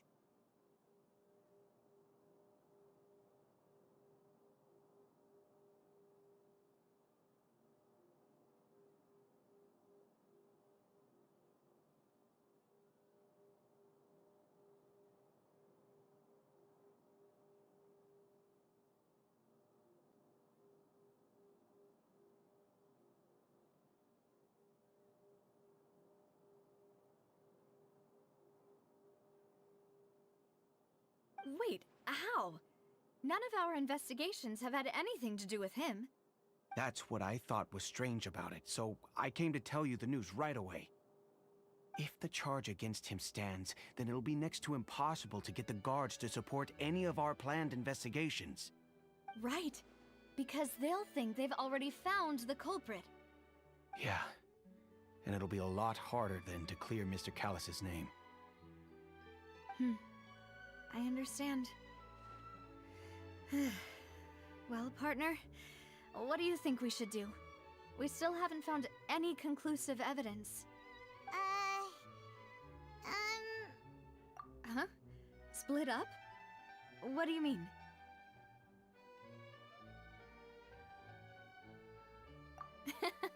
Just as expected of my partner. Since this is a trial about the serial disappearances case, the culprit's attention will be focused on Irenaeus, leaving his home base wide open. You're right. This is our best opportunity. All right then, let's do this. I'll stall them at the Opera House and charge Marcel as the true culprit. I won't have any chance of making that charge stick, though, unless we find more evidence. It'll be up to you to make it back in time and hand the decisive evidence to me. We'll help you, just like you helped us in Linny's trial. Demoiselle, please allow us to accompany you. I'm ready. Ah, Malou, Silver. When did you two get here? We heard that you'll be leaving Poisson and figured that you might require our assistance. It's our hope that your confidence will be bolstered with the two of us by your side. Thank you so much. Then, let's make haste for Irenaeus. Paimon, Traveler, I'll see you at the Opera House. See you then!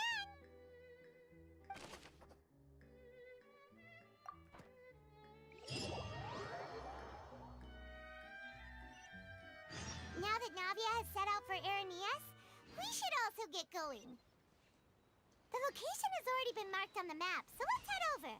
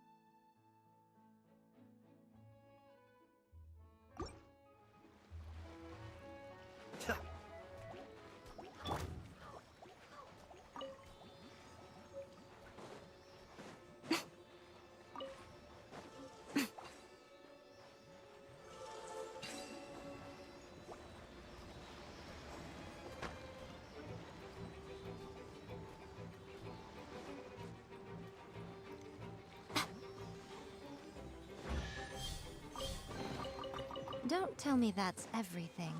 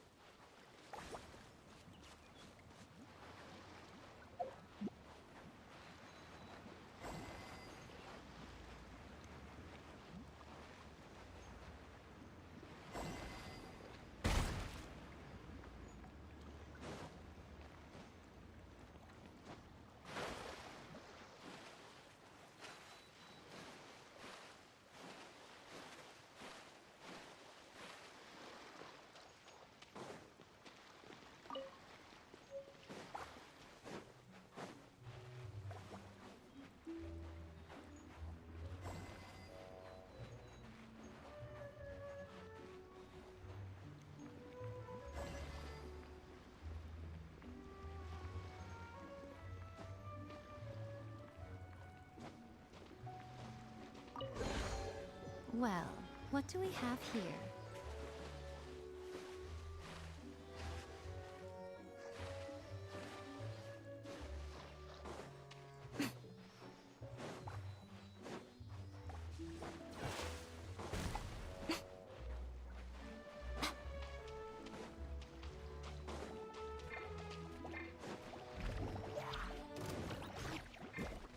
right here. Emerge.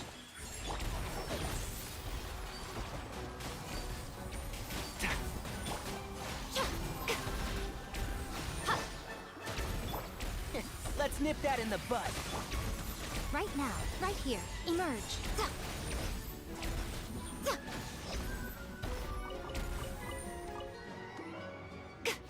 Right now, right here.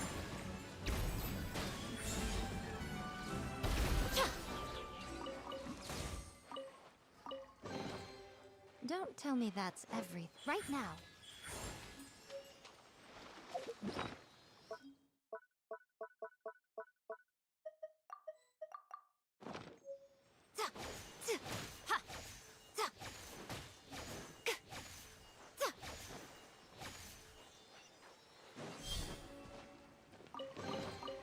Don't tell me that's everything.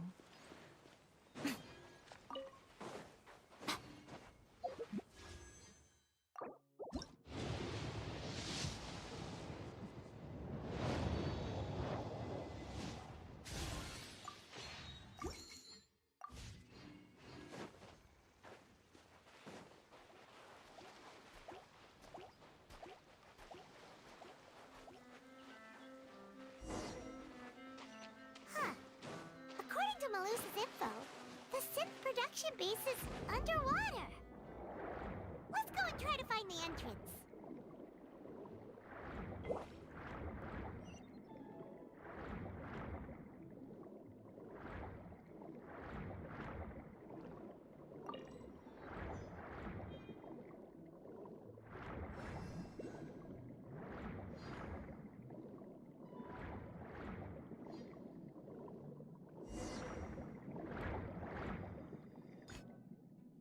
Finally found it! Huh. So this is the entrance that leads to the synth production base. It sure doesn't seem out of the ordinary at all. Ah, you're right. An important place like this is bound to have a ton of protective measures and mechanisms. Navia's probably arguing up a storm right now to stall for us.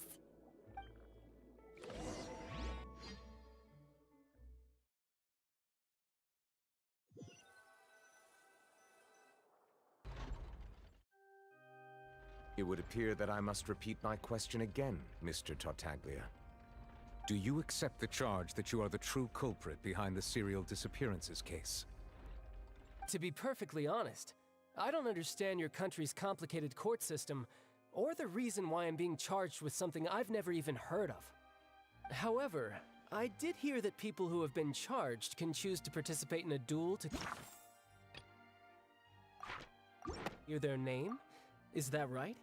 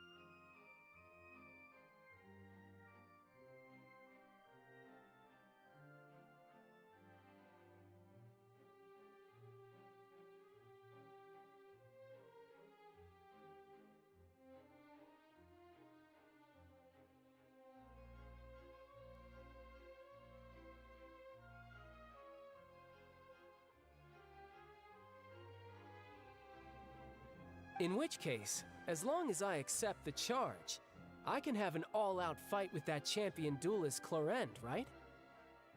I've got to admit, that's one of the most enticing offers I've ever received. When I privately sparred with her last time, she was obviously holding back. Real disappointing. Hey! Don't you understand? You're currently the prime suspect for a major case. This isn't the place for you to be looking for fights. Oh? Sounds like the Hydro Archon wants to lecture me on the ways of the Opera House. Then why don't you duel me too? I'm the kind of student that learns best in the heat of battle.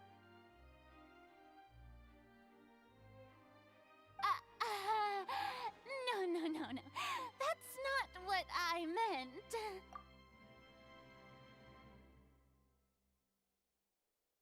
Alas, it would appear that communication with the defendant is going poorly, and we have made very little progress. In that case, let me explain everything from the very beginning again. The goal of this trial is to determine the culprit behind the serial disappearances case. That case had nothing to do with him! You've got the wrong man! Huh? What's going on? Why is she interjecting again? I told you it couldn't be one of the Fatui Harbingers. Miss Navia, this is the second time you've interrupted the court proceedings. I only tolerated your behavior last time because you were able to provide the court with a key eyewitness. But that was an exception rather than standard court protocol. I can very well charge you with contempt of court for your interjections. Oh, please. Did you ever think I had any respect for this place's pointless theatrics? We can put that discussion aside for now. I'm not here to argue with you.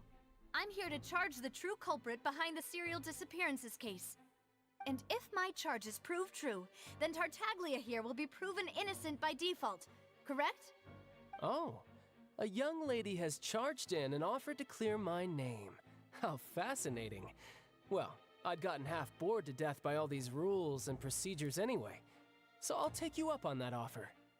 So, Your Honor, is there nothing else for me to do now?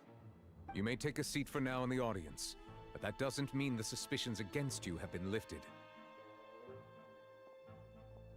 Now then, Miss Navia, who is the person you would like to charge instead? That person is...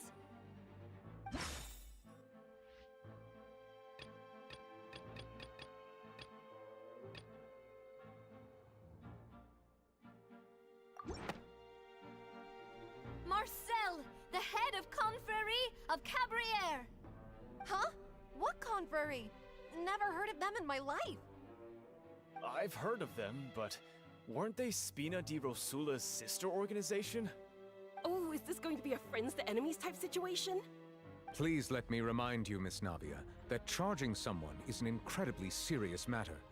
Committing to the charge also means taking on the legal responsibilities associated with it. And if the charge fails, depending on the circumstances, you may also be charged with the crime of making a false accusation. Knowing this, do you still wish to charge this man? Yes, I do. In that case, I declare the charge to be valid. Miss Navia and attorneys, please take your places on the court. Members of the guards, please contact Mr. Marcel right away so that he may stand trial.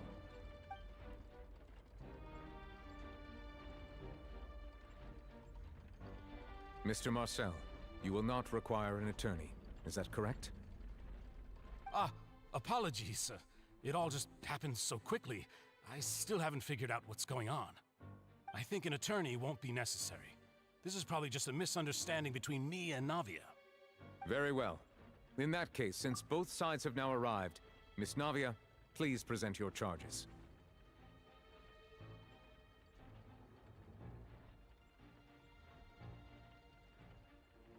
I would like to take everyone back to 3 years ago, to the case of Callus the Unfaithful. Only through elucidating what really happened in that case can we connect all the dots for the serial disappearances case. Navia, do you really think that I was the one who killed your father? Come on, why would I do that? Callus was my benefactor, and remember both you and I only ran to the scene when we heard the sound of a gun. If that's enough to make me a suspect, wouldn't that make everyone at that banquet a suspect as well? I think there's no point in getting into the specifics right now. The audience doesn't even have the big picture yet. Even I'm struggling to remember some details of that case. Exactly correct, Your Honor. I must refresh everyone's memory about that case before I can explain my charge and reasoning. I see. In which case, I will recount the findings about that case as originally recorded by Maison Gardiennage.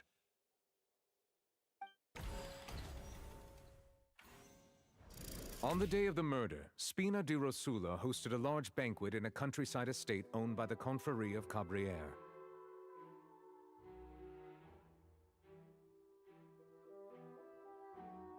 During the banquet, all attending guests heard 2 gunshots from the courtyard. When the guests arrived at the scene, they found the primary suspect, Callus, holding a gun, while his acquaintance, Jacques, lay dead from a gunshot wound. The guards' investigation did not recover any other firearms from the scene. As a result, they concluded that the suspect's first shot must have missed, while the second must have taken Jacques' life. The suspect did not dispute this conclusion, and also declined to defend himself in court. Instead, he chose to prove his innocence through a duel.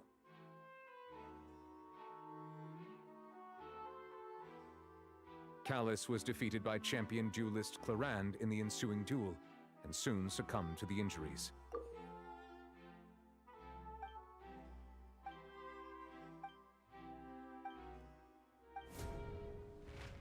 These are the known facts about the case.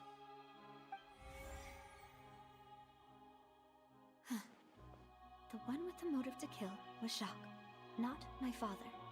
And even so, Jacques still had no reason to pull the trigger. In truth, the third person shot Jacques first, and was shot in turn by my father when my father seized the gun from him. After that, the true culprit turned the third person into water, erasing all traces of him from the scene. Thank you for the summary, Your Honor.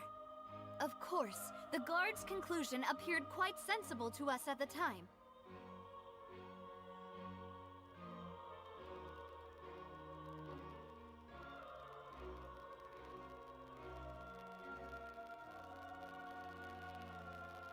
However, we should revisit the case now that we've gained new information about the abilities of water from the primordial sea.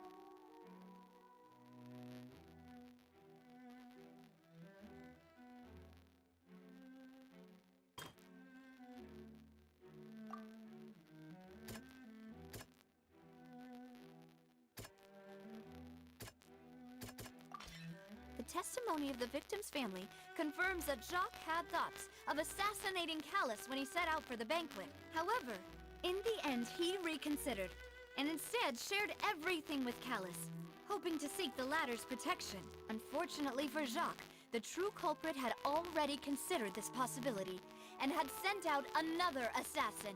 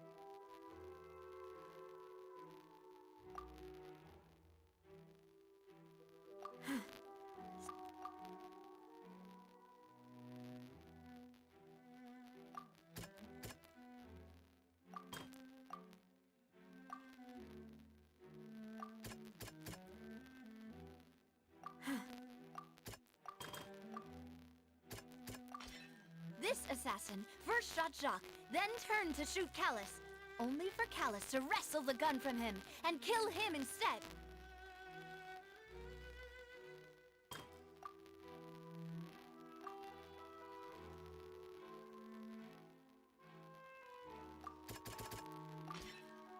A pile of clothing was found at the scene. The guards once believed they were used by Jacques as a costume to disguise himself. But now, it is clear that the clothes were proof that there was a third person at the scene, and that they were turned into water after committing the murder. Since it was raining that day, the culprit was confident that they could use the rain to wash away all traces of their dissolved accomplice. Realizing this, the true culprit caused the hired assassin to dissolve into water, leading everyone to believe Callus was responsible for Jacques' murder. This is the true version of events.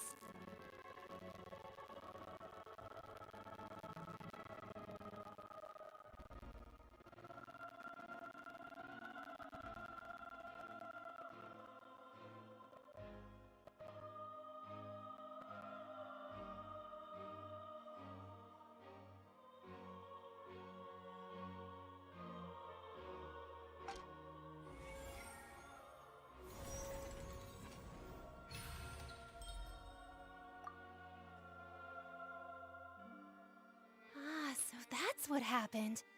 Wait, you're telling me something as dangerous as water from the primordial sea has been used for all these years?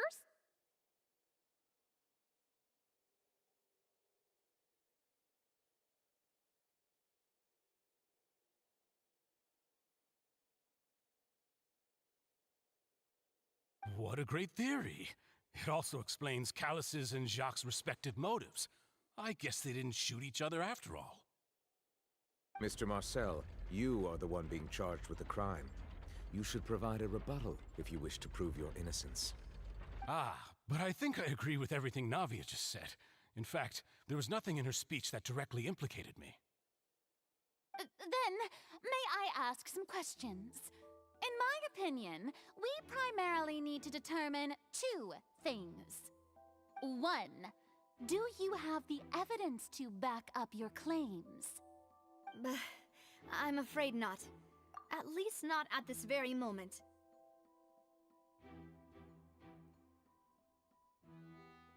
Boo!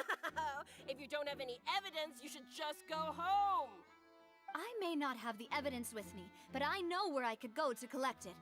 If we look up the deserted clothes against a record of people who went missing around the same time, we should be able to find a match. Considering the serial disappearances case, the guards probably kept careful records of all missing persons from around that time, regardless of age or gender.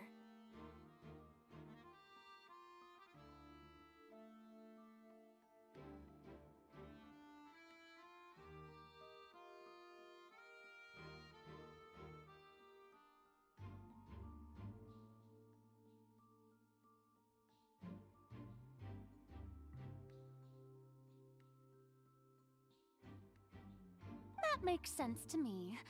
Monsieur Neuvillette, I would consider this to be a reasonable investigative direction.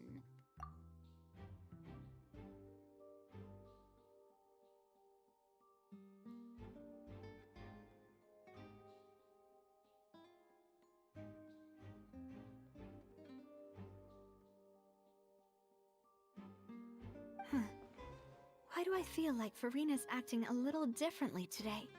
Maybe she's scared of embarrassing herself again? Alternatively, she's become more diligent after charging an innocent citizen in the last trial. My second question has to do with the ensuing duel. If the truth is indeed as you described, then why didn't Mr. Callus explain himself in court? If he had testified that a person had been dissolved, he could have at least mounted a defense. I've thought about this too, and the answer is actually pretty simple. He felt there were things that were more important to him. The dissolving power of water from the primordial sea is an important secret for the true culprit of the serial disappearances case. My father could have exposed it for all to see, but he chose to take it to the grave. At that time, Spina di Rosula was in dire straits, and his reputation had already been shattered. He had no guarantee that going forward with the truth would allow the culprit to be brought to justice. What was certain, however, was that it would paint a gigantic target on my back. Boss once told me that Demoiselle had already been selected as the next target of the serial disappearances case. What? If the secret had gotten out, the culprit would have fought an all-out war with Espina right there and then. I wouldn't have been the only one in danger. All of us would have stood to lose our lives. Of course, the guards might eventually figure out the truth of the matter and determine that we were in the right. But what good would that do? How can a hollow verdict protect anyone? Had this opera house ever given my father any kind of confidence in its brand of justice, Spina di Rosula would have had no reason to exist. But by staying silent, we retain the ability to deter our opponents and continue the stalemate. I was able to become Spina di Rosula's president, which made me harder to target, as well as giving me more time to grow and learn. And once I have figured out the truth and stepped up to the challenge, I will do what this opera house cannot, and restore my father's truth and honor back to him. So, you mean to say, your father intended to die in the duelist's ring? That's right. Do you have any proof? Of course. All you need is to ask his opponent, Clarand. I don't need your apology, your guilt, or your support from the shadows. You don't have to do anything for my sake. But since he entrusted his will to you, Clarand, you should tell us the truth about his sacrifice. So, during the duel, did you believe that Callus was intending to die? Yes, I did. As a champion duelist, I've fought many battles and taken a countless number of dishonored lives. In my line of work, I've seen all kinds of people give their all for the faintest hope to continue living. Some were determined, others passionate, and some even manic and twisted. Just one look and I can tell if a duelist is hoping to live or if they're looking to die. I hereby swear on my name and honor as a champion duelist that Mr. Callus never intended to leave the ring alive. Since that's your testimony, I have no more questions. It appears there really are good grounds to reopen this case. I concur. However, Miss Navia, you still have not explained the link between your father's case and the serial disappearances case. Right? What she said was fascinating, but kind of beside the point. Wait, weren't they just talking about the serial disappearances case? Of course, Your Honor. The two cases are connected via a matter of timing. In my father's case, the culprit intended to kill both Jacques and Callus. As a result, they planned to act after hearing 2 gunshots. And at the end of Linny's trial, the culprit also only dissolved the victim in front of everyone because they realized they were at risk of being identified. The culprit could only time their actions so precisely if they were already at the scene. Coincidentally, Marcel attended both the banquet and the trial. So that's why you suspected me. Even after hearing your reasoning, I still can't help but find it a little preposterous. I'm used to it, though. You've always been an impulsive and sentimental child, Navia. It's one of your most endearing traits. No need to appeal to pathos. I won't try to refute your points one by one, but even if everything you just said was true, can you prove that I was the only person present at both events? On top of that, does a person have to be physically present to control the timing? Can't someone remotely monitor the place?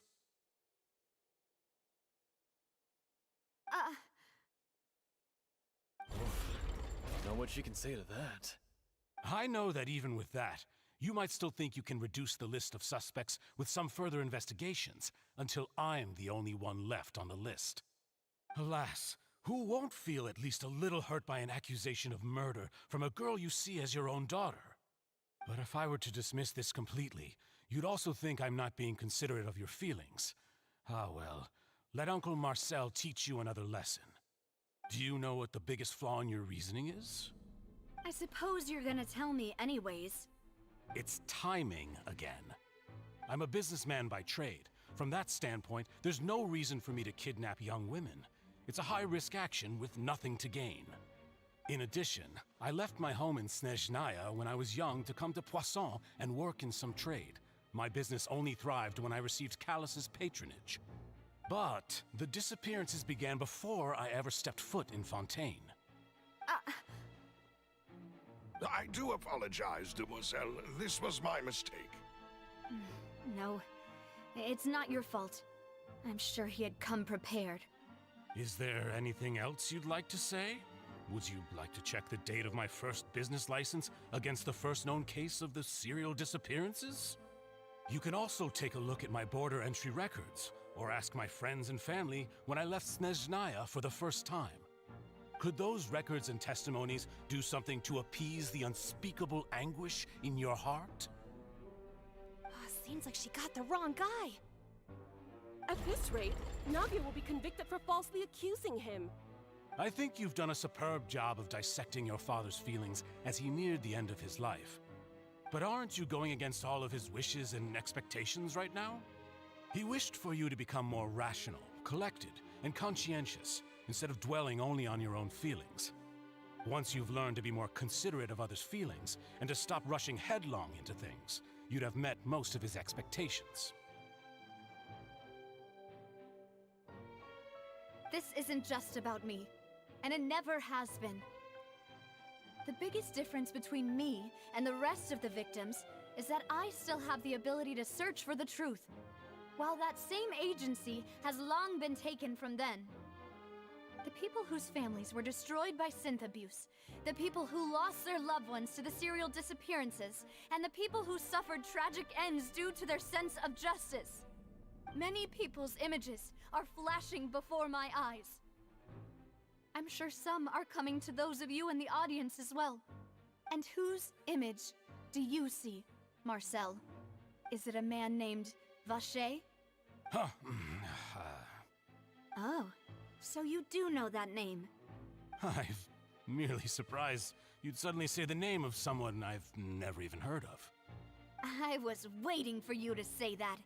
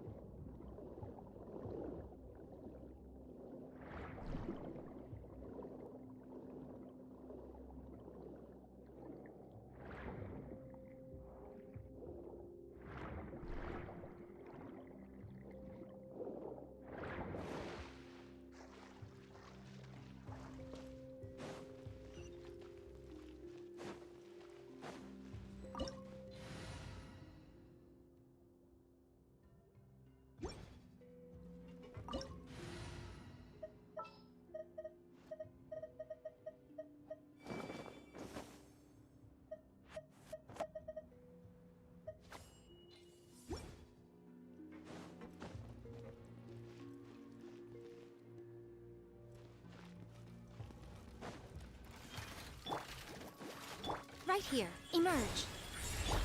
Kamisato up. Suiyu! Can't see? Nothing lasts forever. Right here.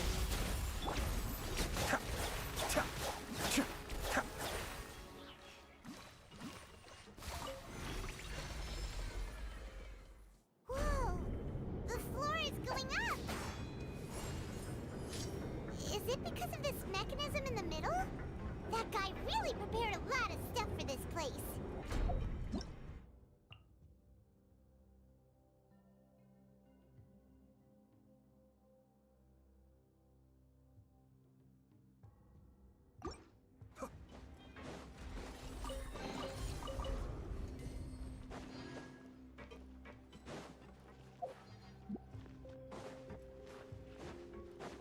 Paimon thinks we need to go up, but Paimon doesn't see a way.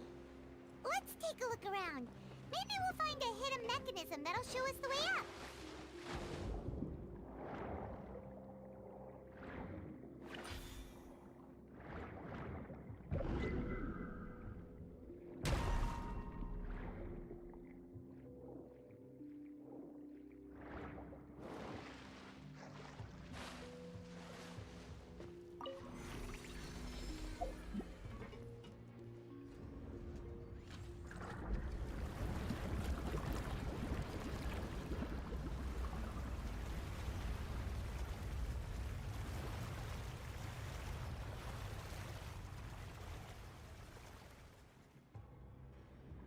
The water level is rising.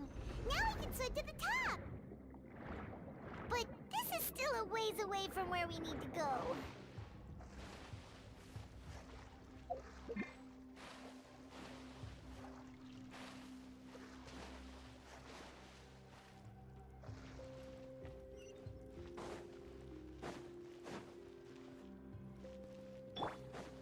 And shroud!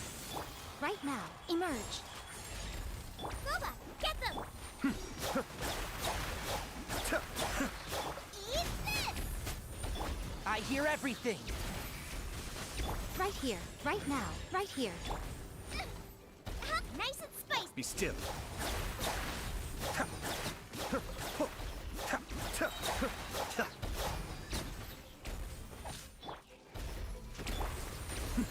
The depth beckons. Right now, right here, emerge. Boba, get them!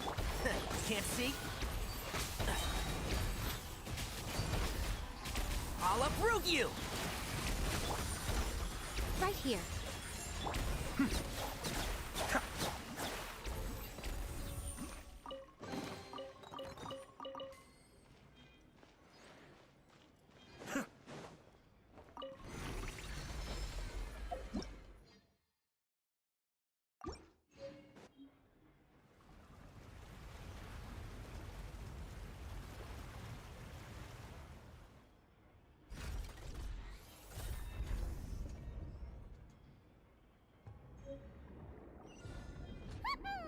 Now the path is clear! Let's go!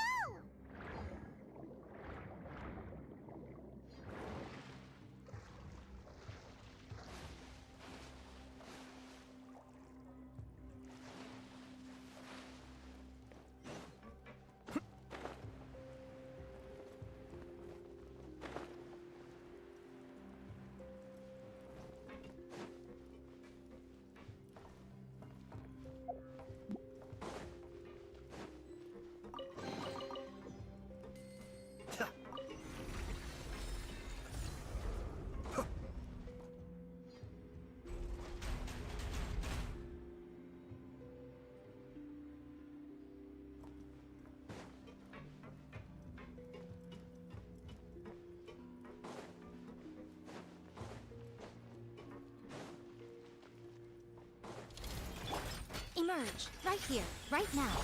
Nice and spicy! Keep up! Be still.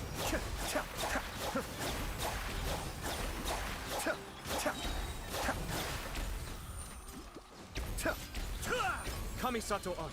Suiyu! Emerge, right here, emerge. A sight to behold. Let's nip that in the bud! Boba, get them!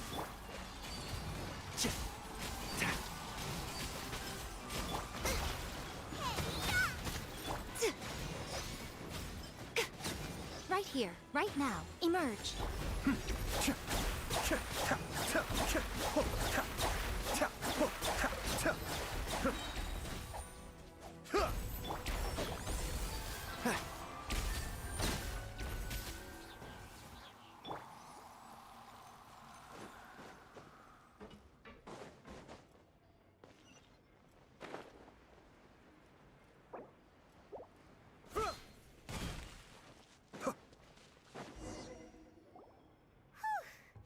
After all that, we finally made it to the innermost sanctum.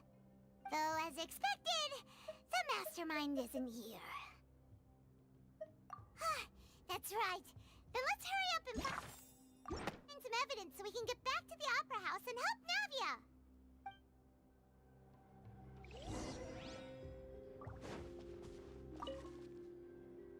What's all this? Aw, it's a bunch of really cute things! Pink accessories, a hair tie, a necklace, even a makeup box! Oh, Paimon sees it too, but why are all these cute things labeled with different girls' names? Huh?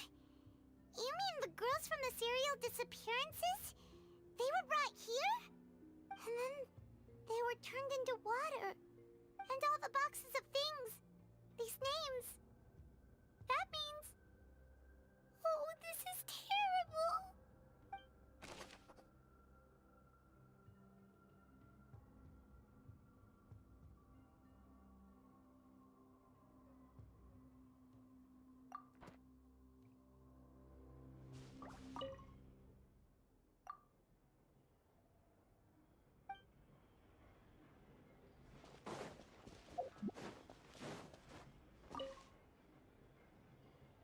What's written here? Nothing escapes Detective Paimon's eyes! Callus.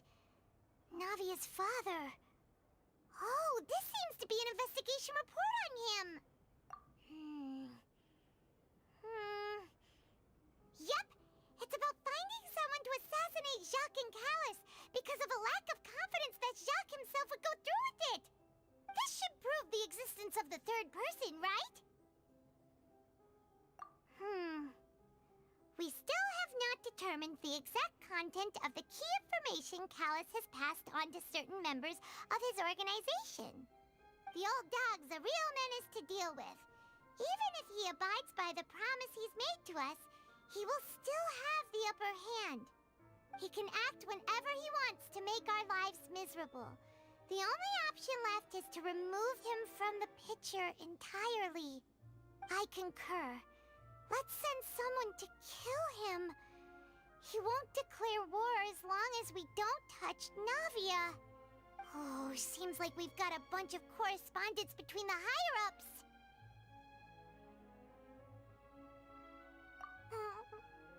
They're all just so evil.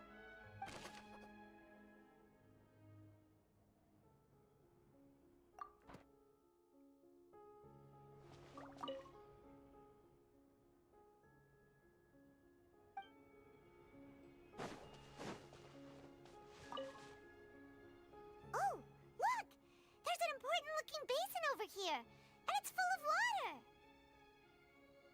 That means this is where they make all the synth, and that special water is the main ingredient. If you dilute it with normal water, you'll get synth, but the pure stuff can dissolve a human. Paimon will take notes on this incriminating evidence.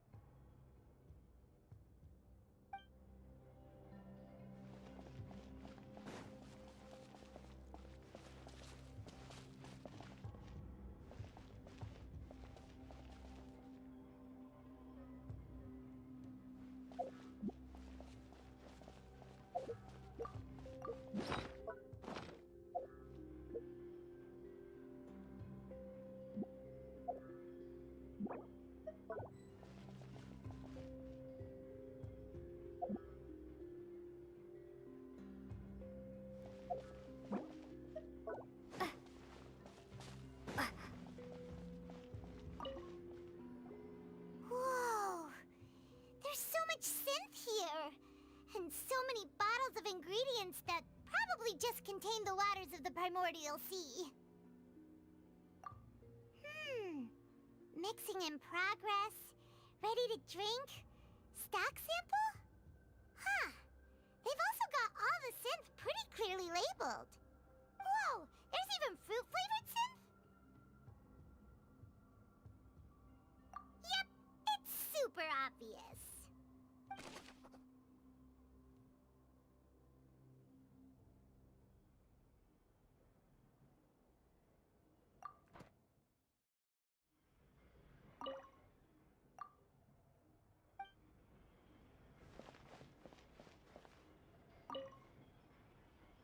What's this over here? Looks like some kind of place for research. Experiment number 16 aims to verify Jacob Ingold's research conclusions on the primordial sea and use his theory as a foundation to achieve a breakthrough. The experiment was a failure. No individual managed to resurface from the water from the primordial sea. Female specimens 22, 23, and 24 were dissolved.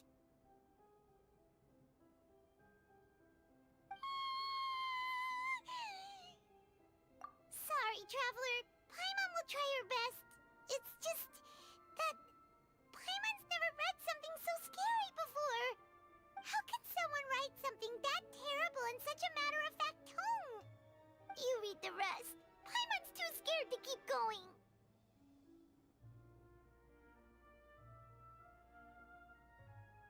So that's why he did all of these experiments. But did he really think he'd be able to find a way just by dissolving people over and over? That's just insane!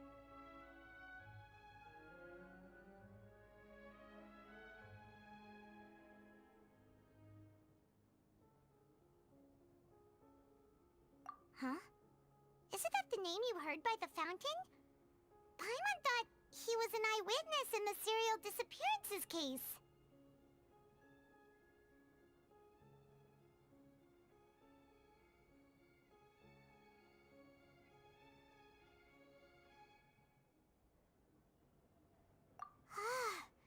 You mean Vache is the one who did all of these... experiments?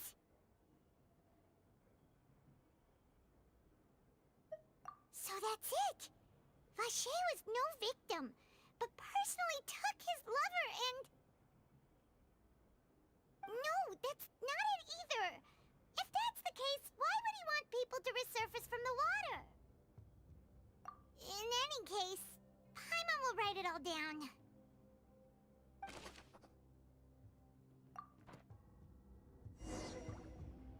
We've looked at almost everything here, and it seems like our theories were spot on. But... yeah, we haven't found anything that reveals his true identity.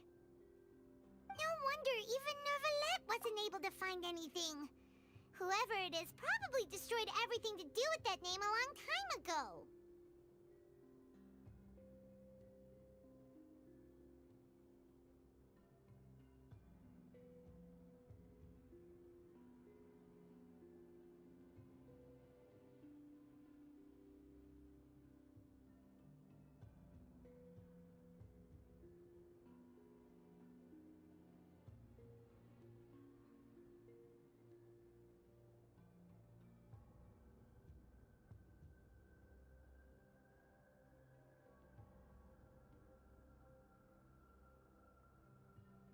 That way, even if we bring all this back to the opera, we won't be able to identify the true culprit.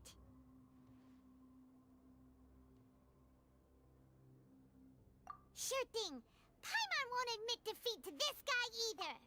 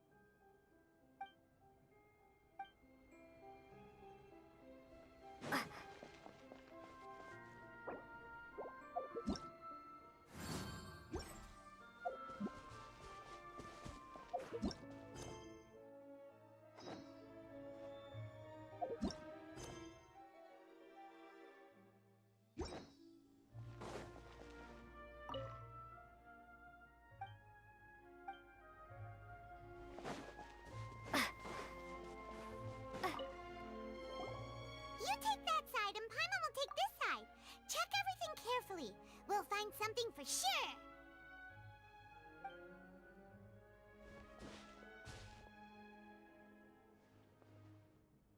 Ugh. Nothing at all! And Paimon can't even find snacks either! Whoa, really? Let Paimon see! Vinier. Isn't that Vache's lover's name? Then you found her diary! Let's see! Aw, it's just a normal diary chronicling their love story. She was so sweet, too. Oh, Paimon feels even worse for her now.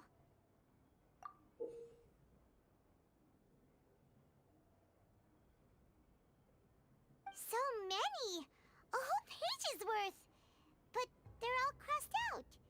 Was she unhappy with all of them? The final name she decided on was... Marcel. Wait, but Marcel's pretty old.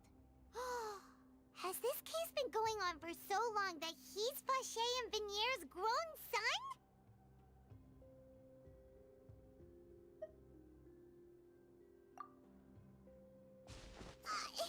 Hey! Paimon still hasn't figured it out yet.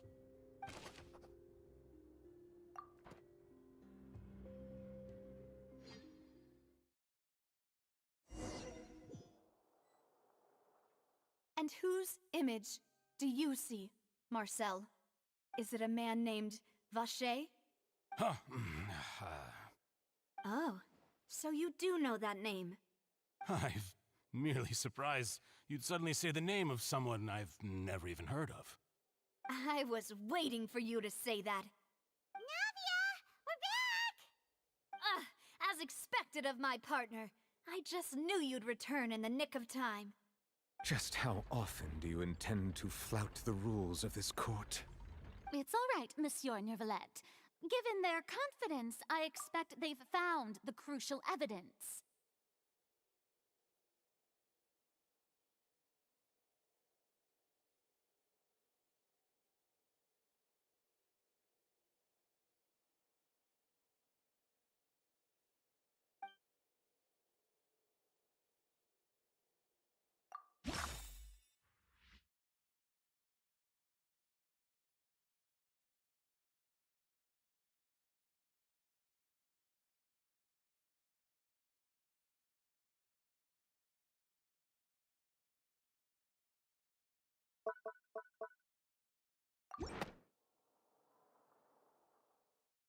But the truth of it, Marcel, is that you've always been Vache.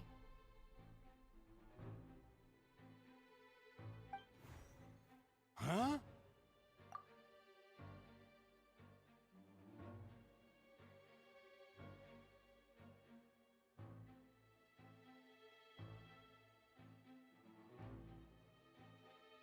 We've investigated your lair and we already know everything! After your lover, Vinier, was dissolved, you kept abducting young women to experiment on the hopes of bringing her back to you! You even created Marcel as a new identity and destroyed all records of your past as Vache!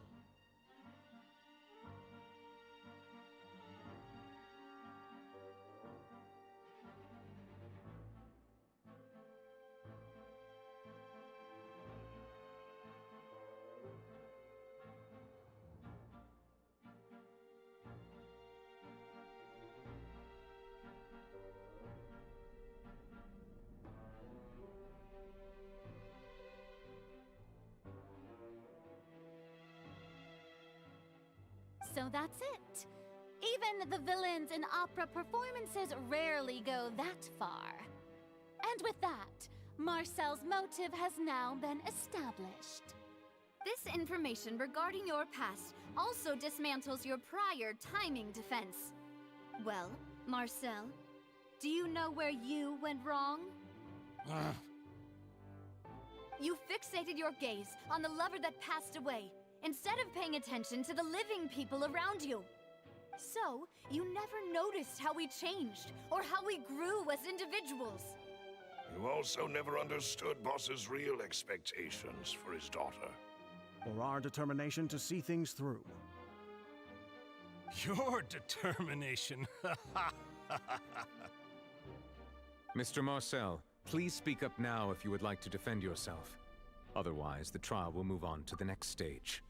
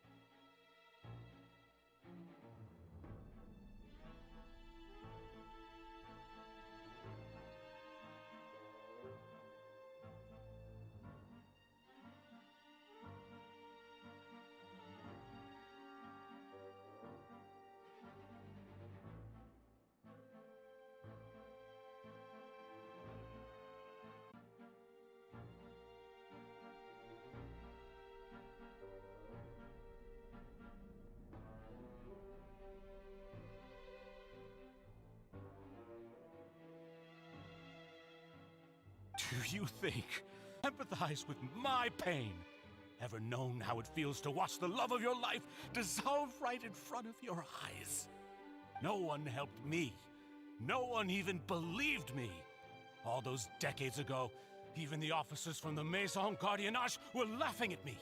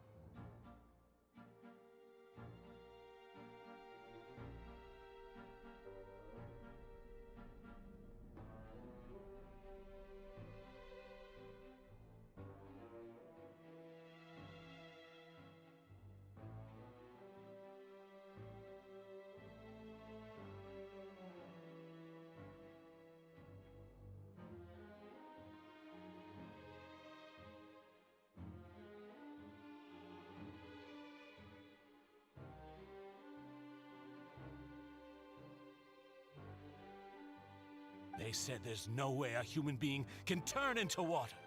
So I must have gone mad from grief. Vignier's death was brushed away by all of you as if it didn't matter at all. Well, now you know, don't you? Ha! Well, it's too late now. All those who were dissolved are gone forever. You only have yourselves to blame. You set up this ornate opera house in pursuit of your so-called justice, your beloved drama, while turning a blind eye to the suffering of the people. Vignier is dead. We promised each other that we would always be together. Wherever she goes, I will follow. But I'm not from this blasted place, so I can't be dissolved, no matter what I do. Hey, is that water from the primordial sea that he's drinking? I can't dissolve! Can't dissolve! Can't dissolve! Do you all see? I can't go, I can't follow. So if I can't go where she is, what choice do I have but to try to bring her back? I did all And in the end, that accursed Callus still got the better of me.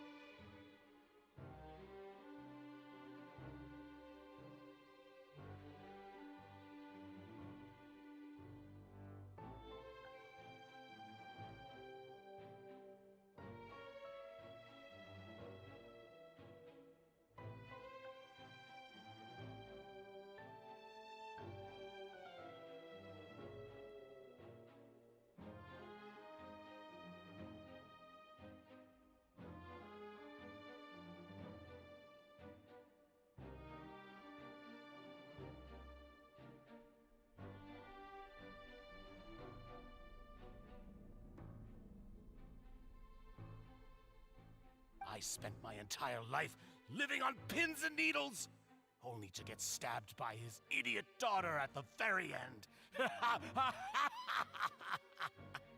The suspect is exhibiting signs of mental distress. Guards, please restrain him. Don't touch me! Don't anybody come near me! I still need to save Vignere. A promise. We made a promise. Vignere. Vignere! Please, Vignere, don't think badly of me. All I want to do is fulfill our promise. At this point, the verdict of this trial is clear. With Mr. Marcel's conviction, the charges against Mr. Tartaglia no longer have any basis. Fine by me. I was in a bad mood, but after a show like that, I'm actually feeling pretty good. Traveler, please submit all the evidence you have collected to the guards, so that I might review and summarize the truth behind the serial disappearances case. The man now known as Marcel was originally named Vache and worked as an adventurer with his partner and lover Vignere. During an underwater expedition, Vignere accidentally came into contact with water from the primordial sea and was dissolved in front of Vache as a result. Vache learned of the primordial water's existence through the work of others and began to kidnap young women for research, with the goal of discovering a method to restore Vignere back to life. To cover his tracks, he invented the new alias of Marcel and began to operate a business in Poisson.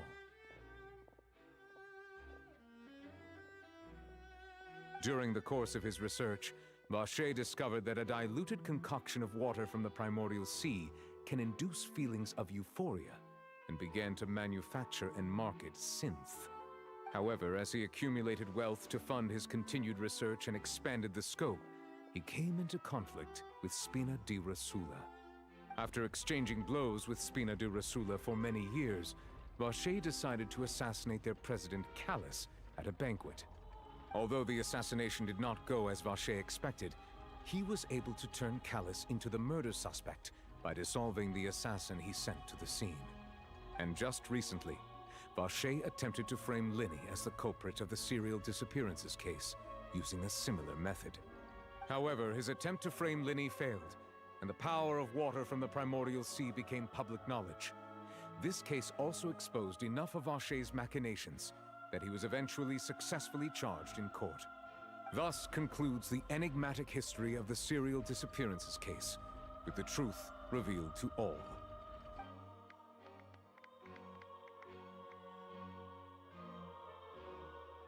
The Oratrice will now deliver the final verdict regarding the charges against Mr. Vache.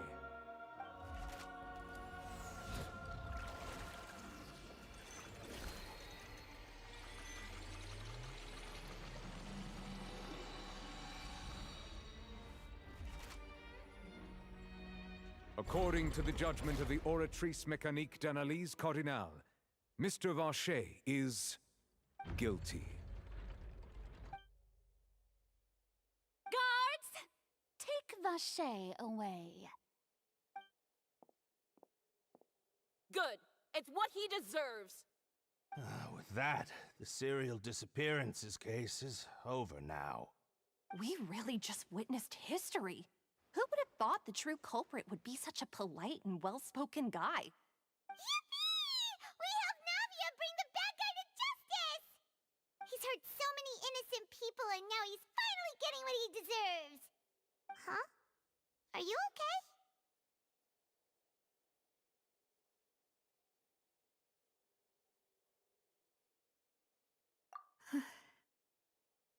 Demoiselle, you were absolutely brilliant.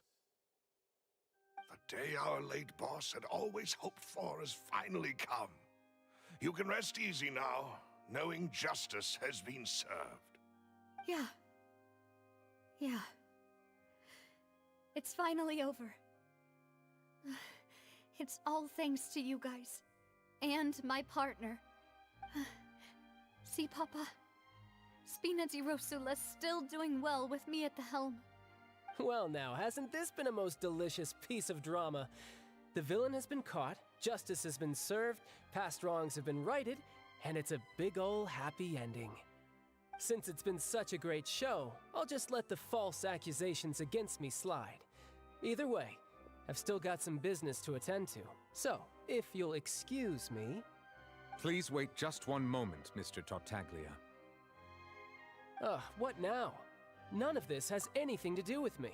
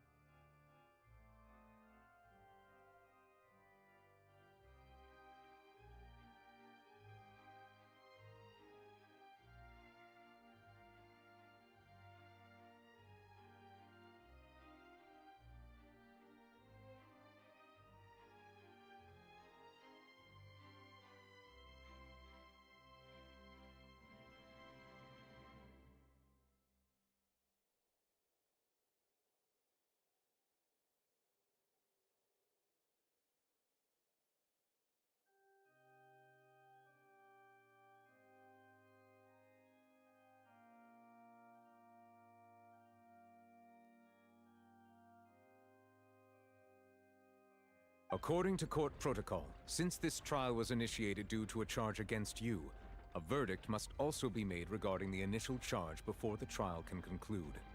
Oh, come on. Is this really necessary? Haven't you already caught the real criminal? Isn't it time for side characters like me to exit stage left?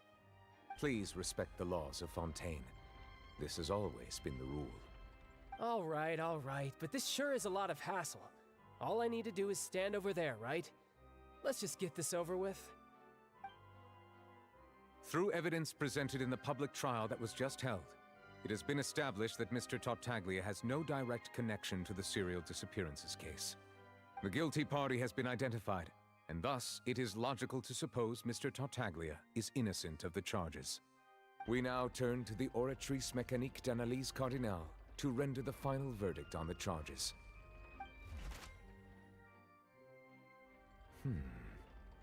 According to the judgment of the Oratrice Mécanique d'Analyse Cardinale, Mr. Tartaglia is guilty.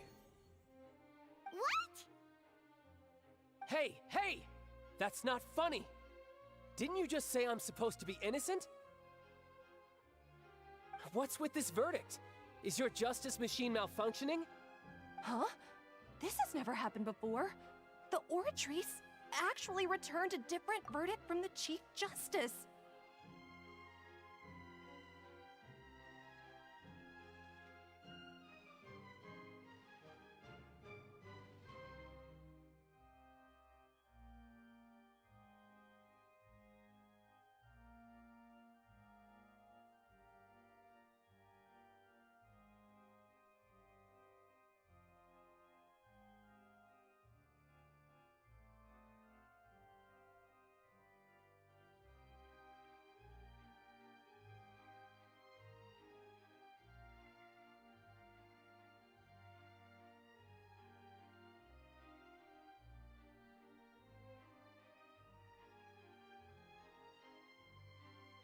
I mean, have you ever heard of an innocent Fatui Harbinger?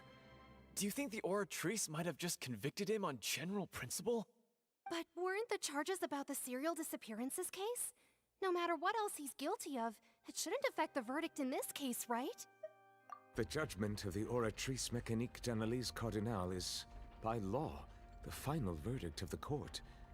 We must accept the guilty verdict. Guards, please take the suspect into custody per court protocol.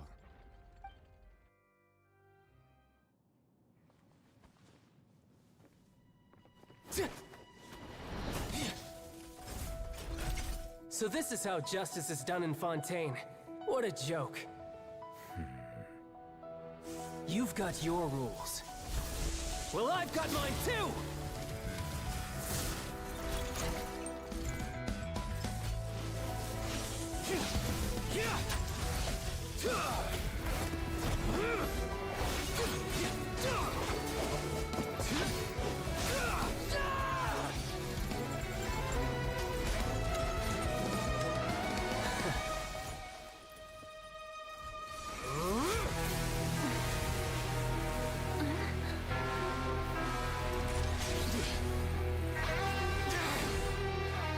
He's activating his spell legacy!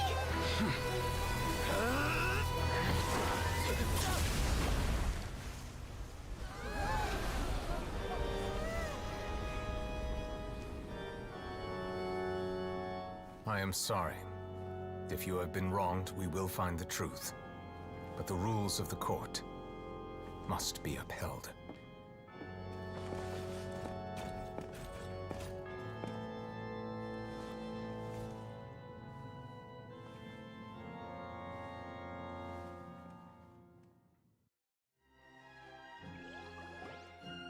Hey, Monsieur Novelette, what's going on?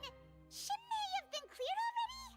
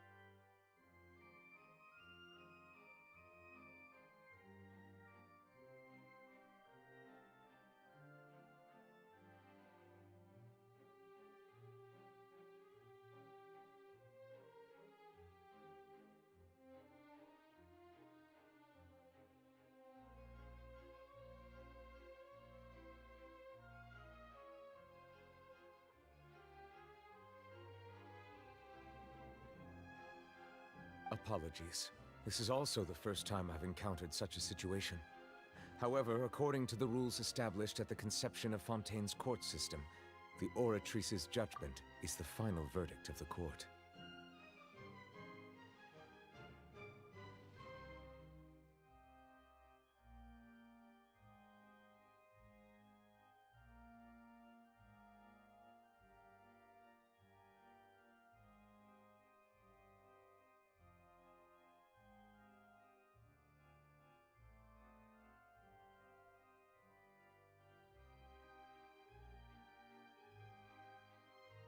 All I do is follow court procedure. As for why the Oratrice arrived at the conclusion it did, you should probably ask someone more knowledgeable than me. Why are you looking at me? I had nothing to do with it! I don't know what happened there either! Hey, stop staring at me! What does Lady Farina mean by that?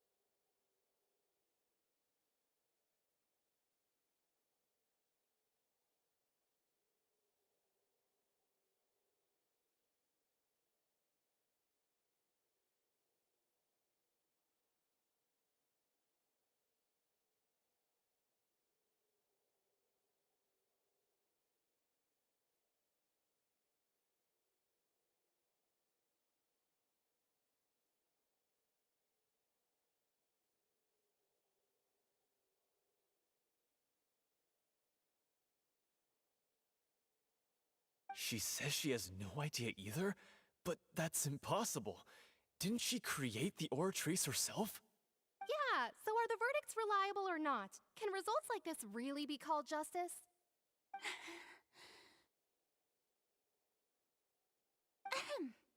My dearest citizens, did you really think we'd allow an incorrect verdict to be handed out in this court?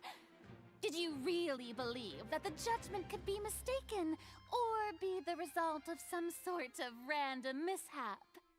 Don't tell me you thought even I had been blindsided by the Oratrice's result.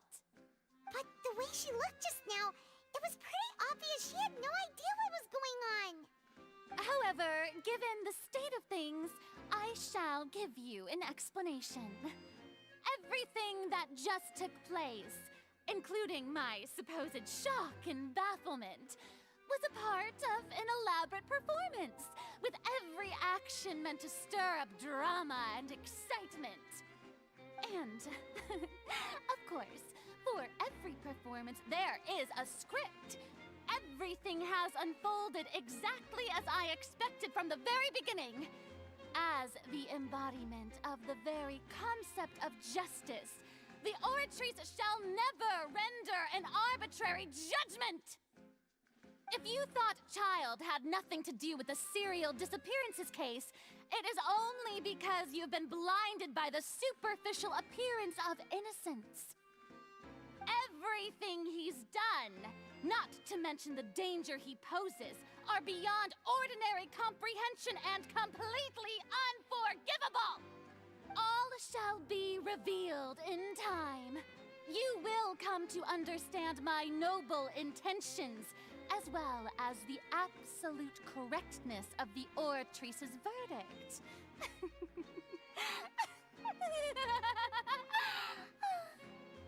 Now, having said that, although I hate to leave things hanging in suspense, it is now time for this performance to end. As the lead actress, I shall be the first to take my leave. Toodaloo! So she chose to make her escape after all, did she? So you're saying we shouldn't put much stock into what she just said? She probably just put on that performance to save face. As for the truth, it's unlikely that she actually has any idea.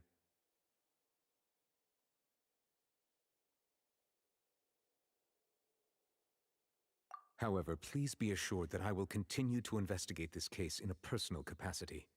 Just as I promised, if the judgment has been incorrect, we will do our utmost to clear his name. All right. Even though we feel pretty badly for him, we'll take your word for it for now. After all, he's done plenty of bad stuff, so he should have known he'd go to prison someday, right?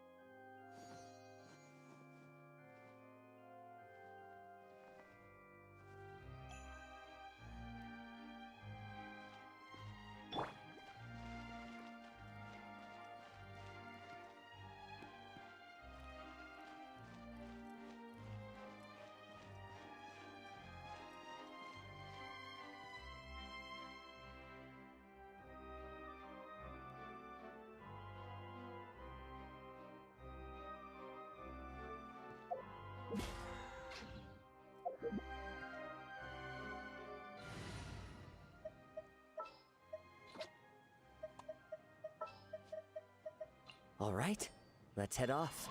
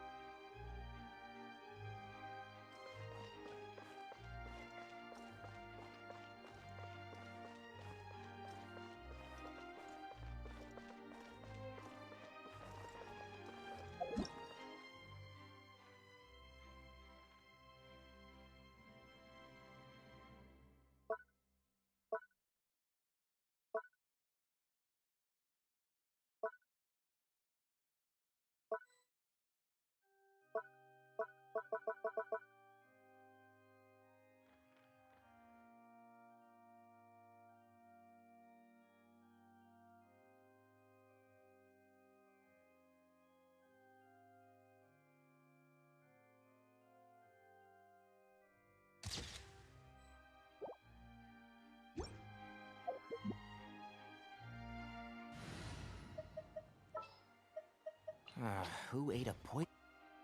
Oh, Monsieur Neuvillette! That power you showed when you took him down. Who are you I'm the Chief Justice of Fontaine, of course. If officers of the law lack the strength and capability to enforce it, then it makes a mockery of justice.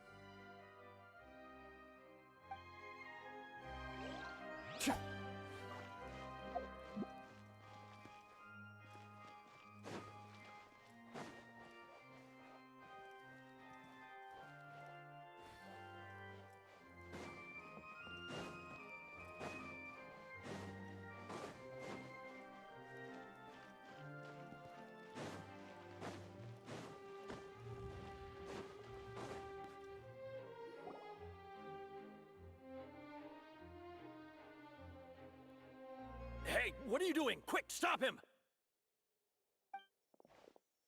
Traveler! Hey! Traveler! Marcel! What are you doing over here? Stop resisting arrest! Cease, or we'll add another charge to the list! No, wait! I just want to ask the Traveler something. I'm not looking to run away. Please, please, just let me ask this one small thing. Go on. Thank you. Thank you. I was being led away when I finally realized something. Where did you first hear the name Vache? I erased all records of that name. So, unless... Are you still trying to prove your innocence? Give it up. You've already been convicted. Really? You did? You're sure? You met her? But how could that be? How did you manage to do it? The Fountain of Lucine? Then she's been so close to me all along. And I just never... Please give me a chance to talk to her again. Just let the Traveler take me to the fountain to see her one last time. This is the last request I'll ever make in my life. You can do whatever you want to me afterwards. I don't care. What? Give an inch and you want to take a mile? Do you think serial killers get to make requests like that? Paimon agrees. Why should we give him what he wants when he's only done a ton of super terrible things? This request, is it worth as much to you as your life? Of course! Wait, no. It's worth even more than my life. Humans. Will they betray the instinct to live just to satisfy spiritual needs?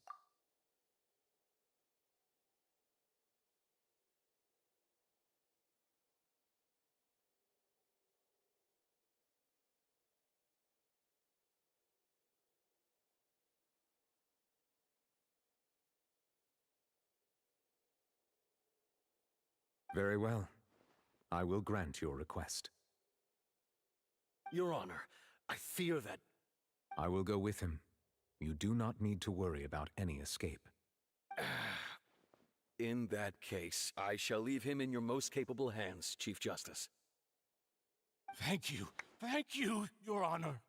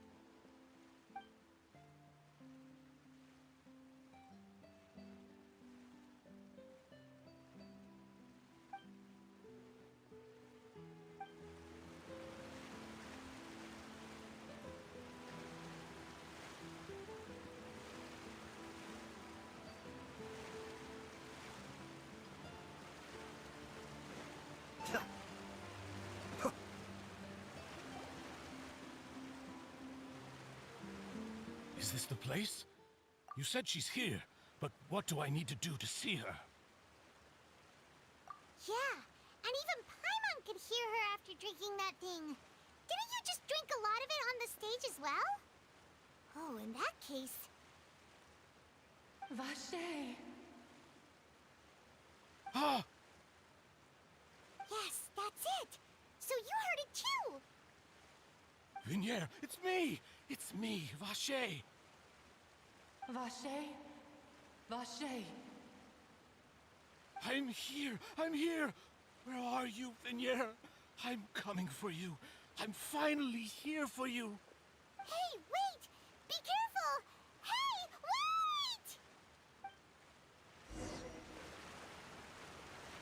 wait! Vignier, is that you? It's me, Vache! Vignier! Vache?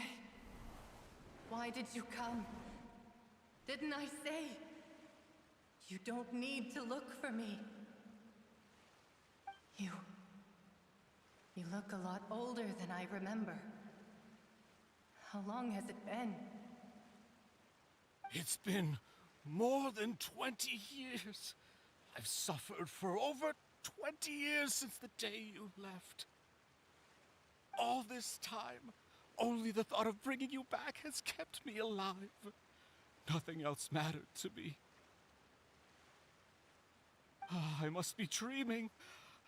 Who would have thought I'd get the chance to tell you all of my feelings like this? Vignier, you are my everything. I really don't know how I could live without you. But Vache, if you ask me, this world would be better off without you.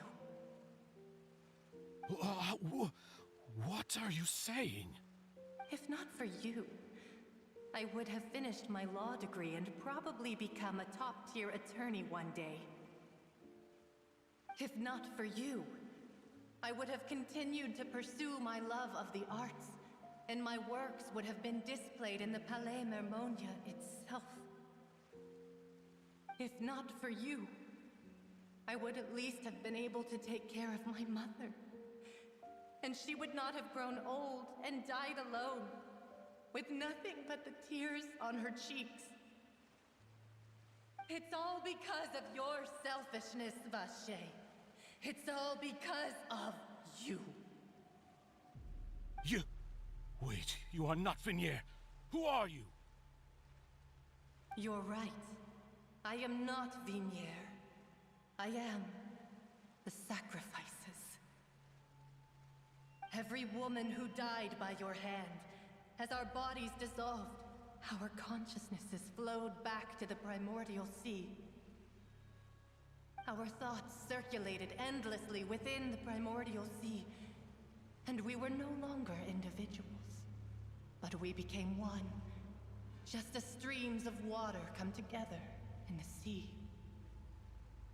I'm Cressy. I'm Lemony.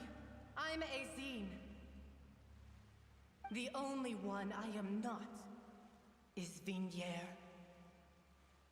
Why? But then, where is Vignier?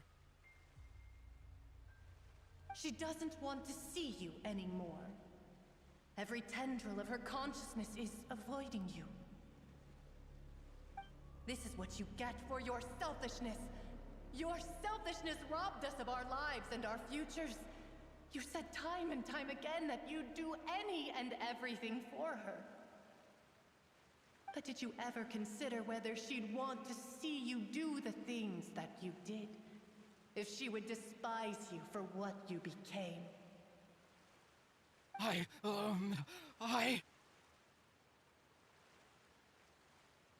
You are a liar, a heartless murderer, and a cowardly narcissist.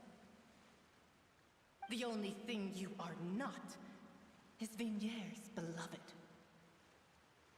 From the moment your first victim died and her consciousness merged with Vignier's, she has had nothing but pure hatred for you.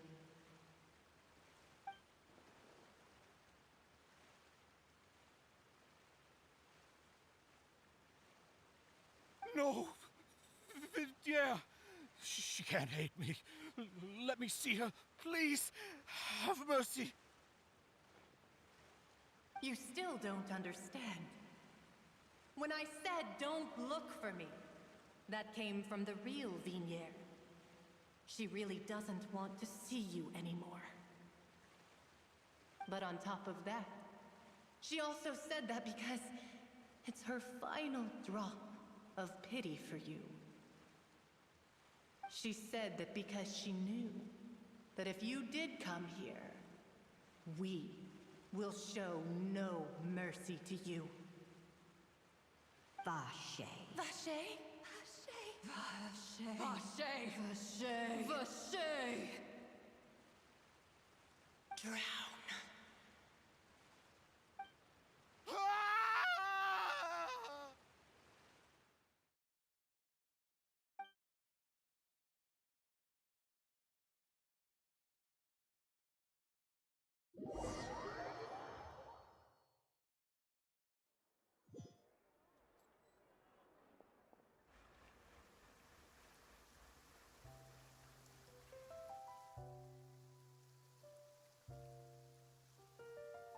Finally, we have some time to do shopping. Gosh, it's really been a long time since we've been able to relax.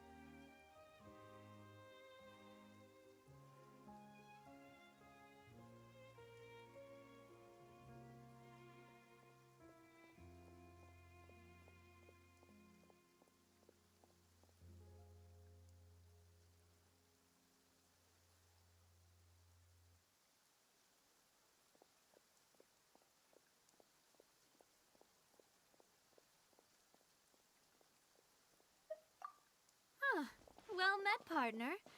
I knew something great was going to happen when I woke up in such a good mood today. Even this weather can't put a damper on the demoiselle's mood. It's a pleasure to see you both again. Oh, hey, Navia! It's been a few days. Paimon's already started to miss you. Oh, now that I believe. I'm easy to work with and always bring home the bacon. Who wouldn't treasure having a partner like me? Sounds like you're really enjoying life these days, Navia. What have you been busy with since the trial? It's just been one thing after the other.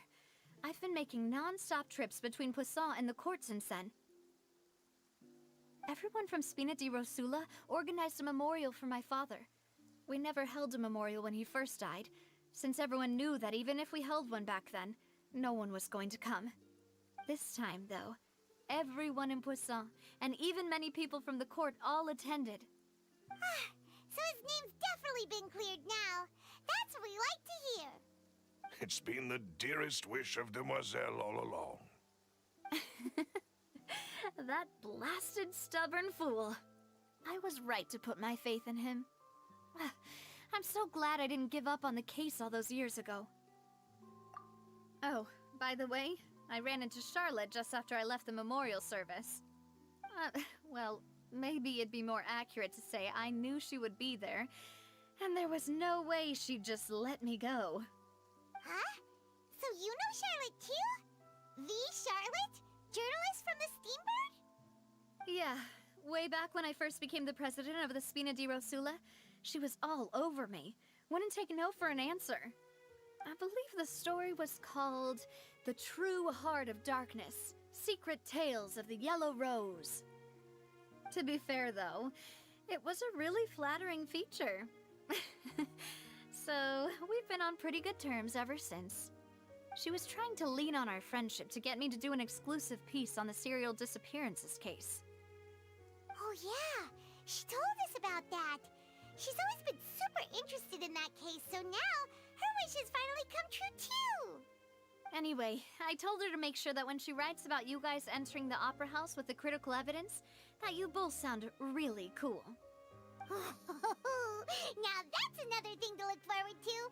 We trust Charlotte's skills with a pen for sure.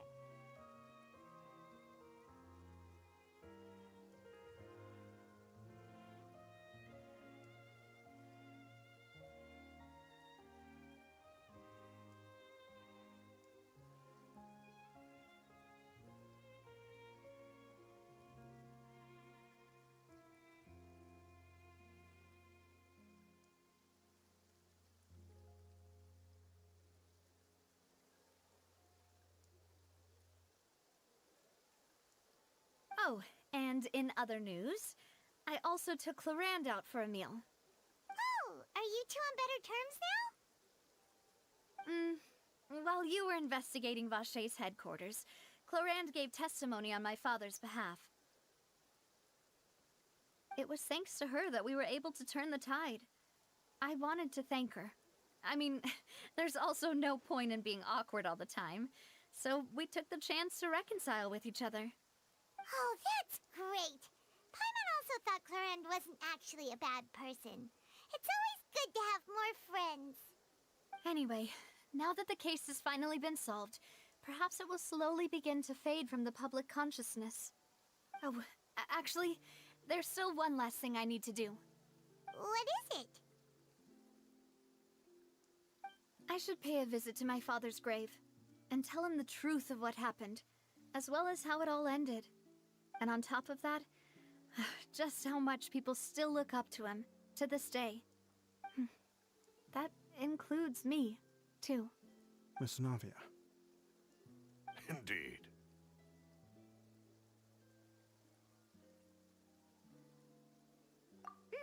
We want to go too! We also think Callus is a really admirable person.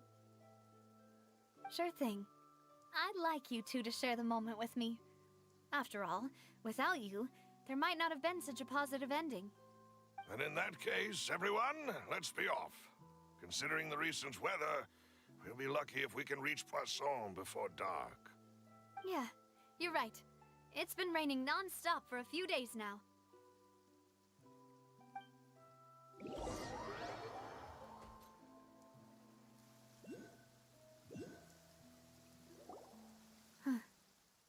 This is where my father's grave is.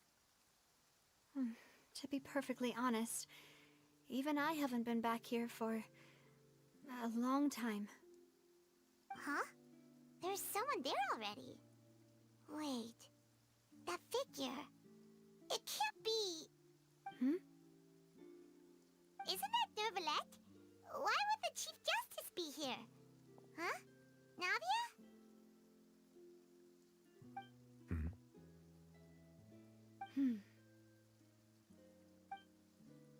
apologies. I should have asked before coming to pay my respects. Don't say that. Sorry about that. Oh, I was trying to say there's no need for you to apologize. I wanted to show my father how much I've grown, but still, I doubt I've grown to the point that even the Chief Justice would feel compelled to apologize to me over and over. In that case, I will stop apologizing for now. You really could use some pointers on understanding human emotions, Monsieur Neuvillette. In any case, why did you come to Poisson? Well, ever since that day, I've been turning a question over and over in my head. Just what is justice anyway? There was once a time when I didn't want to believe that there could be anything more important to humans than life itself. Oh, rather than that, it's probably more truthful to say I didn't believe humans were capable of resisting the most basic instinct of living things. That they could rebel against their own nature, or consider certain things to be more important than their own lives. Which is also why I didn't stop your father from beginning that fateful duel. I believe that a truly innocent man would never throw away his life like that. That there was nothing, should have been nothing more important than one's own continued survival. But Mr. Callus proved me utterly and decisively wrong. If not for his sacrifice, the serial disappearances case would have remained unsolved to this day. Mr. Callus made the choice he did for his daughter, for his associates, and for many people completely unrelated to him. And in the end, from a certain perspective, one could say that he did it all for the sake of justice. A justice that's higher than life itself. So, you asked me why I came here. I just wanted to say my apologies to Mr. Callus in person. I should have noticed all of this much sooner. This regret has filled me with a sadness that has haunted me for days. That high and mighty chair in the opera Epiclese indeed insulates one from many important things. Spina di Rosula, thank you so much for your hard work and perseverance. I'm sorry for being mad at you before. So, you're actually one of those types that's cold on the outside, but pretty thoughtful on the inside, huh? That reminds me of Silver, one of my guys. Sorry about that. Self-expression is not one of my strong suits. Didn't I just say you don't need to apologize? Ah, so Navia and Neuvillette seem to have made their peace as well. Let's not disturb them for now. We can wait till after they're done.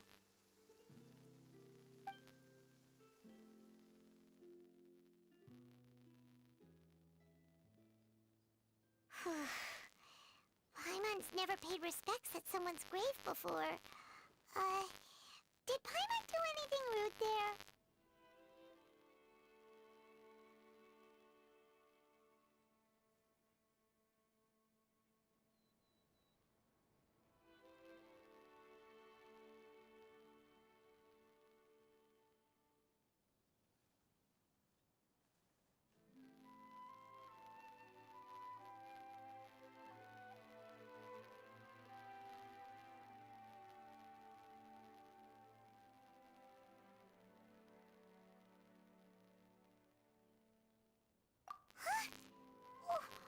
Paimon didn't know that was a thing.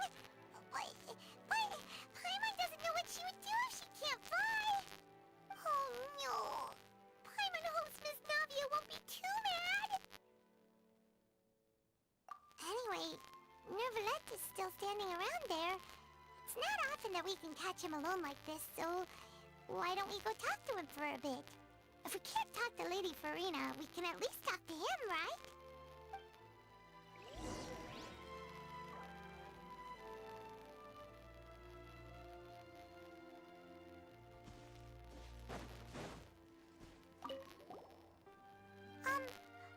Paimon's really sorry, Navia, but Paimon did something pretty disrespectful just now.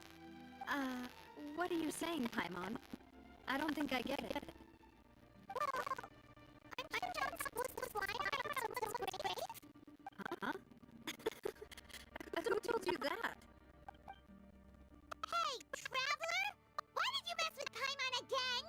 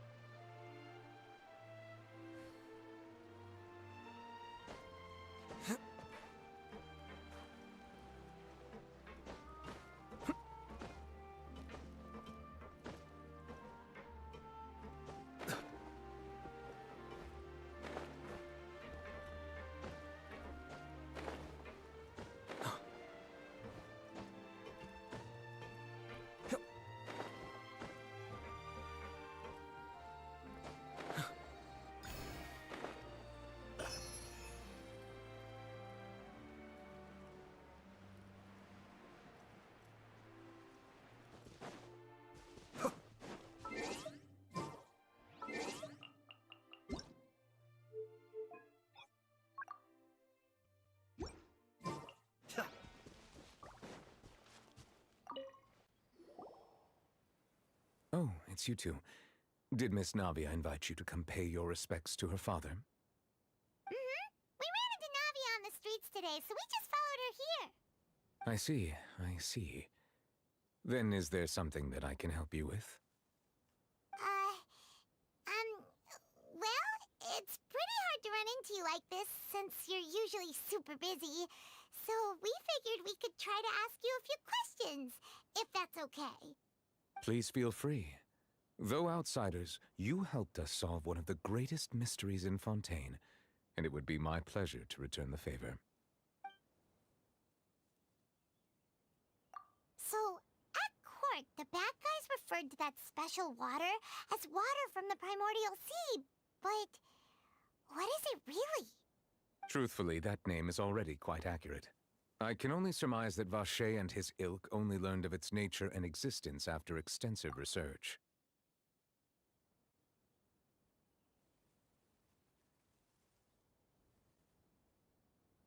There used to be a special sea on the surface of this planet.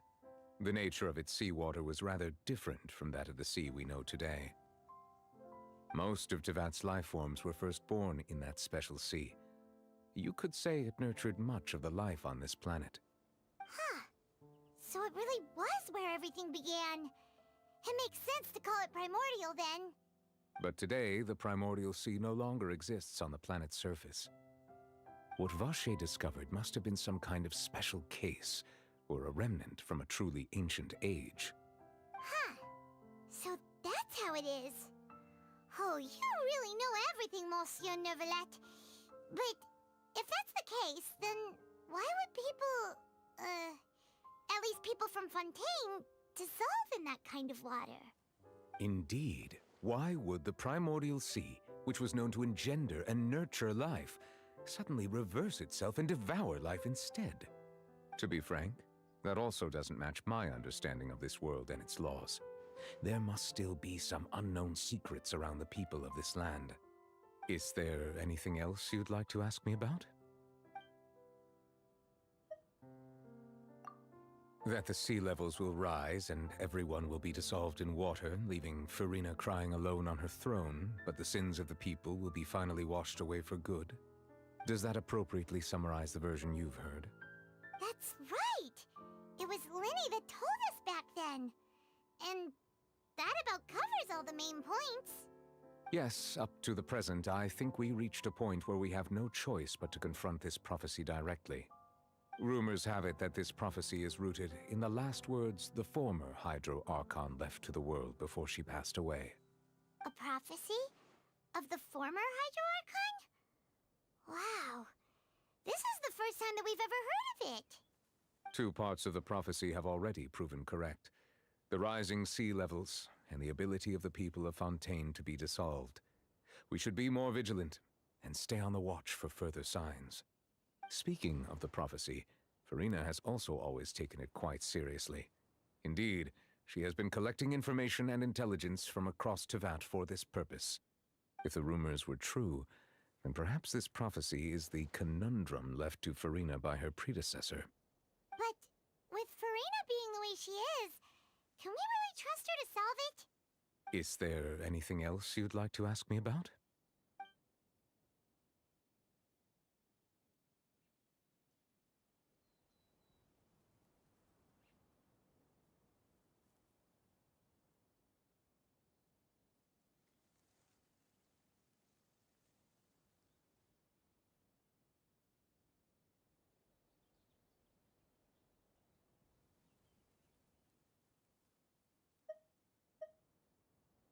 My apologies.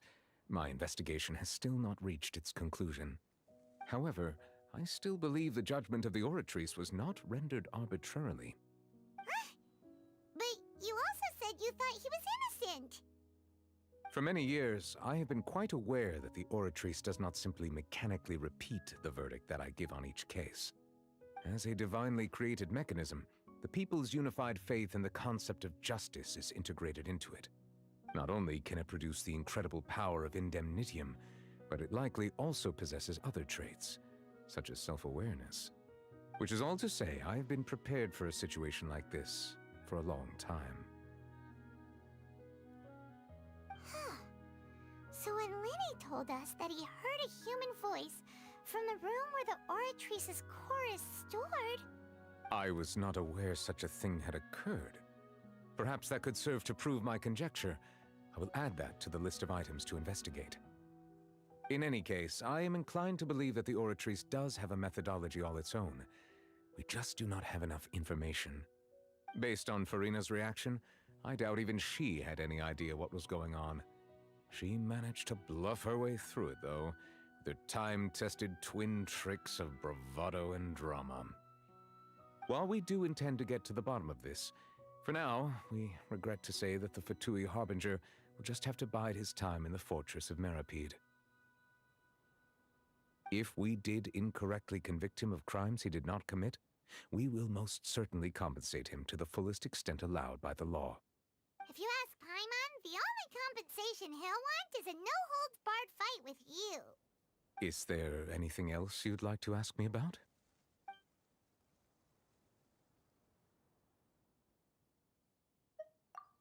Your sibling, another blonde-haired traveler. I'm sorry, but I've never seen anyone who matches that description. If he ever stepped foot in Fontaine, I'm sure he followed our laws to the letter, and had no reason to appear on the stage of the opera Epicles. Is there anything else you'd like to ask me about? Very well. It was my honor to provide you with what answers I could. I very much enjoyed conversing with you. It will soon be time for me to leave this blissful tranquility behind and return to Palais Memoria. You really are super busy, Monsieur Neuvillette. Paimon thought you only came here to pay your respects today because you had the day off. Crime and villainy do not have the day off, and so justice must work around the clock as well. This is merely the nature of a justice's work. All right. You've got a point. Huh? Paimon just noticed that the rain has stopped.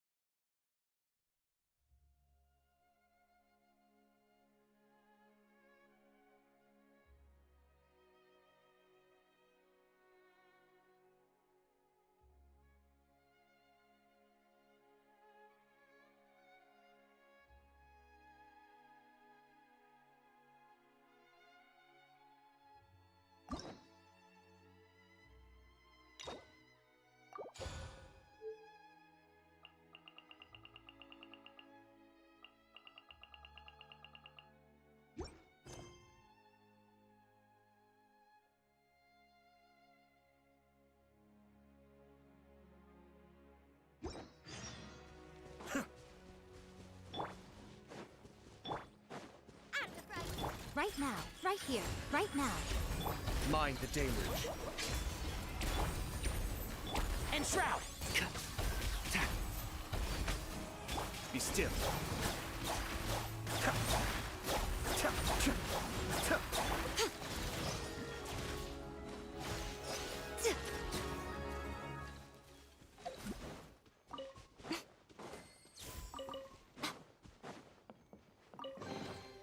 Don't tell me that's everything.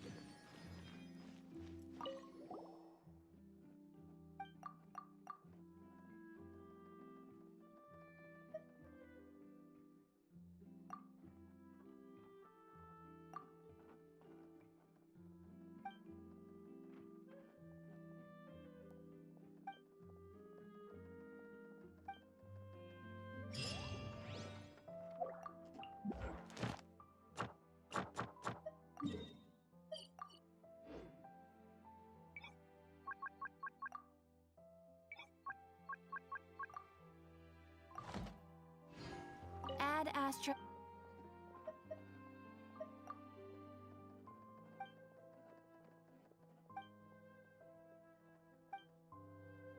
Ad Astra Abyssos.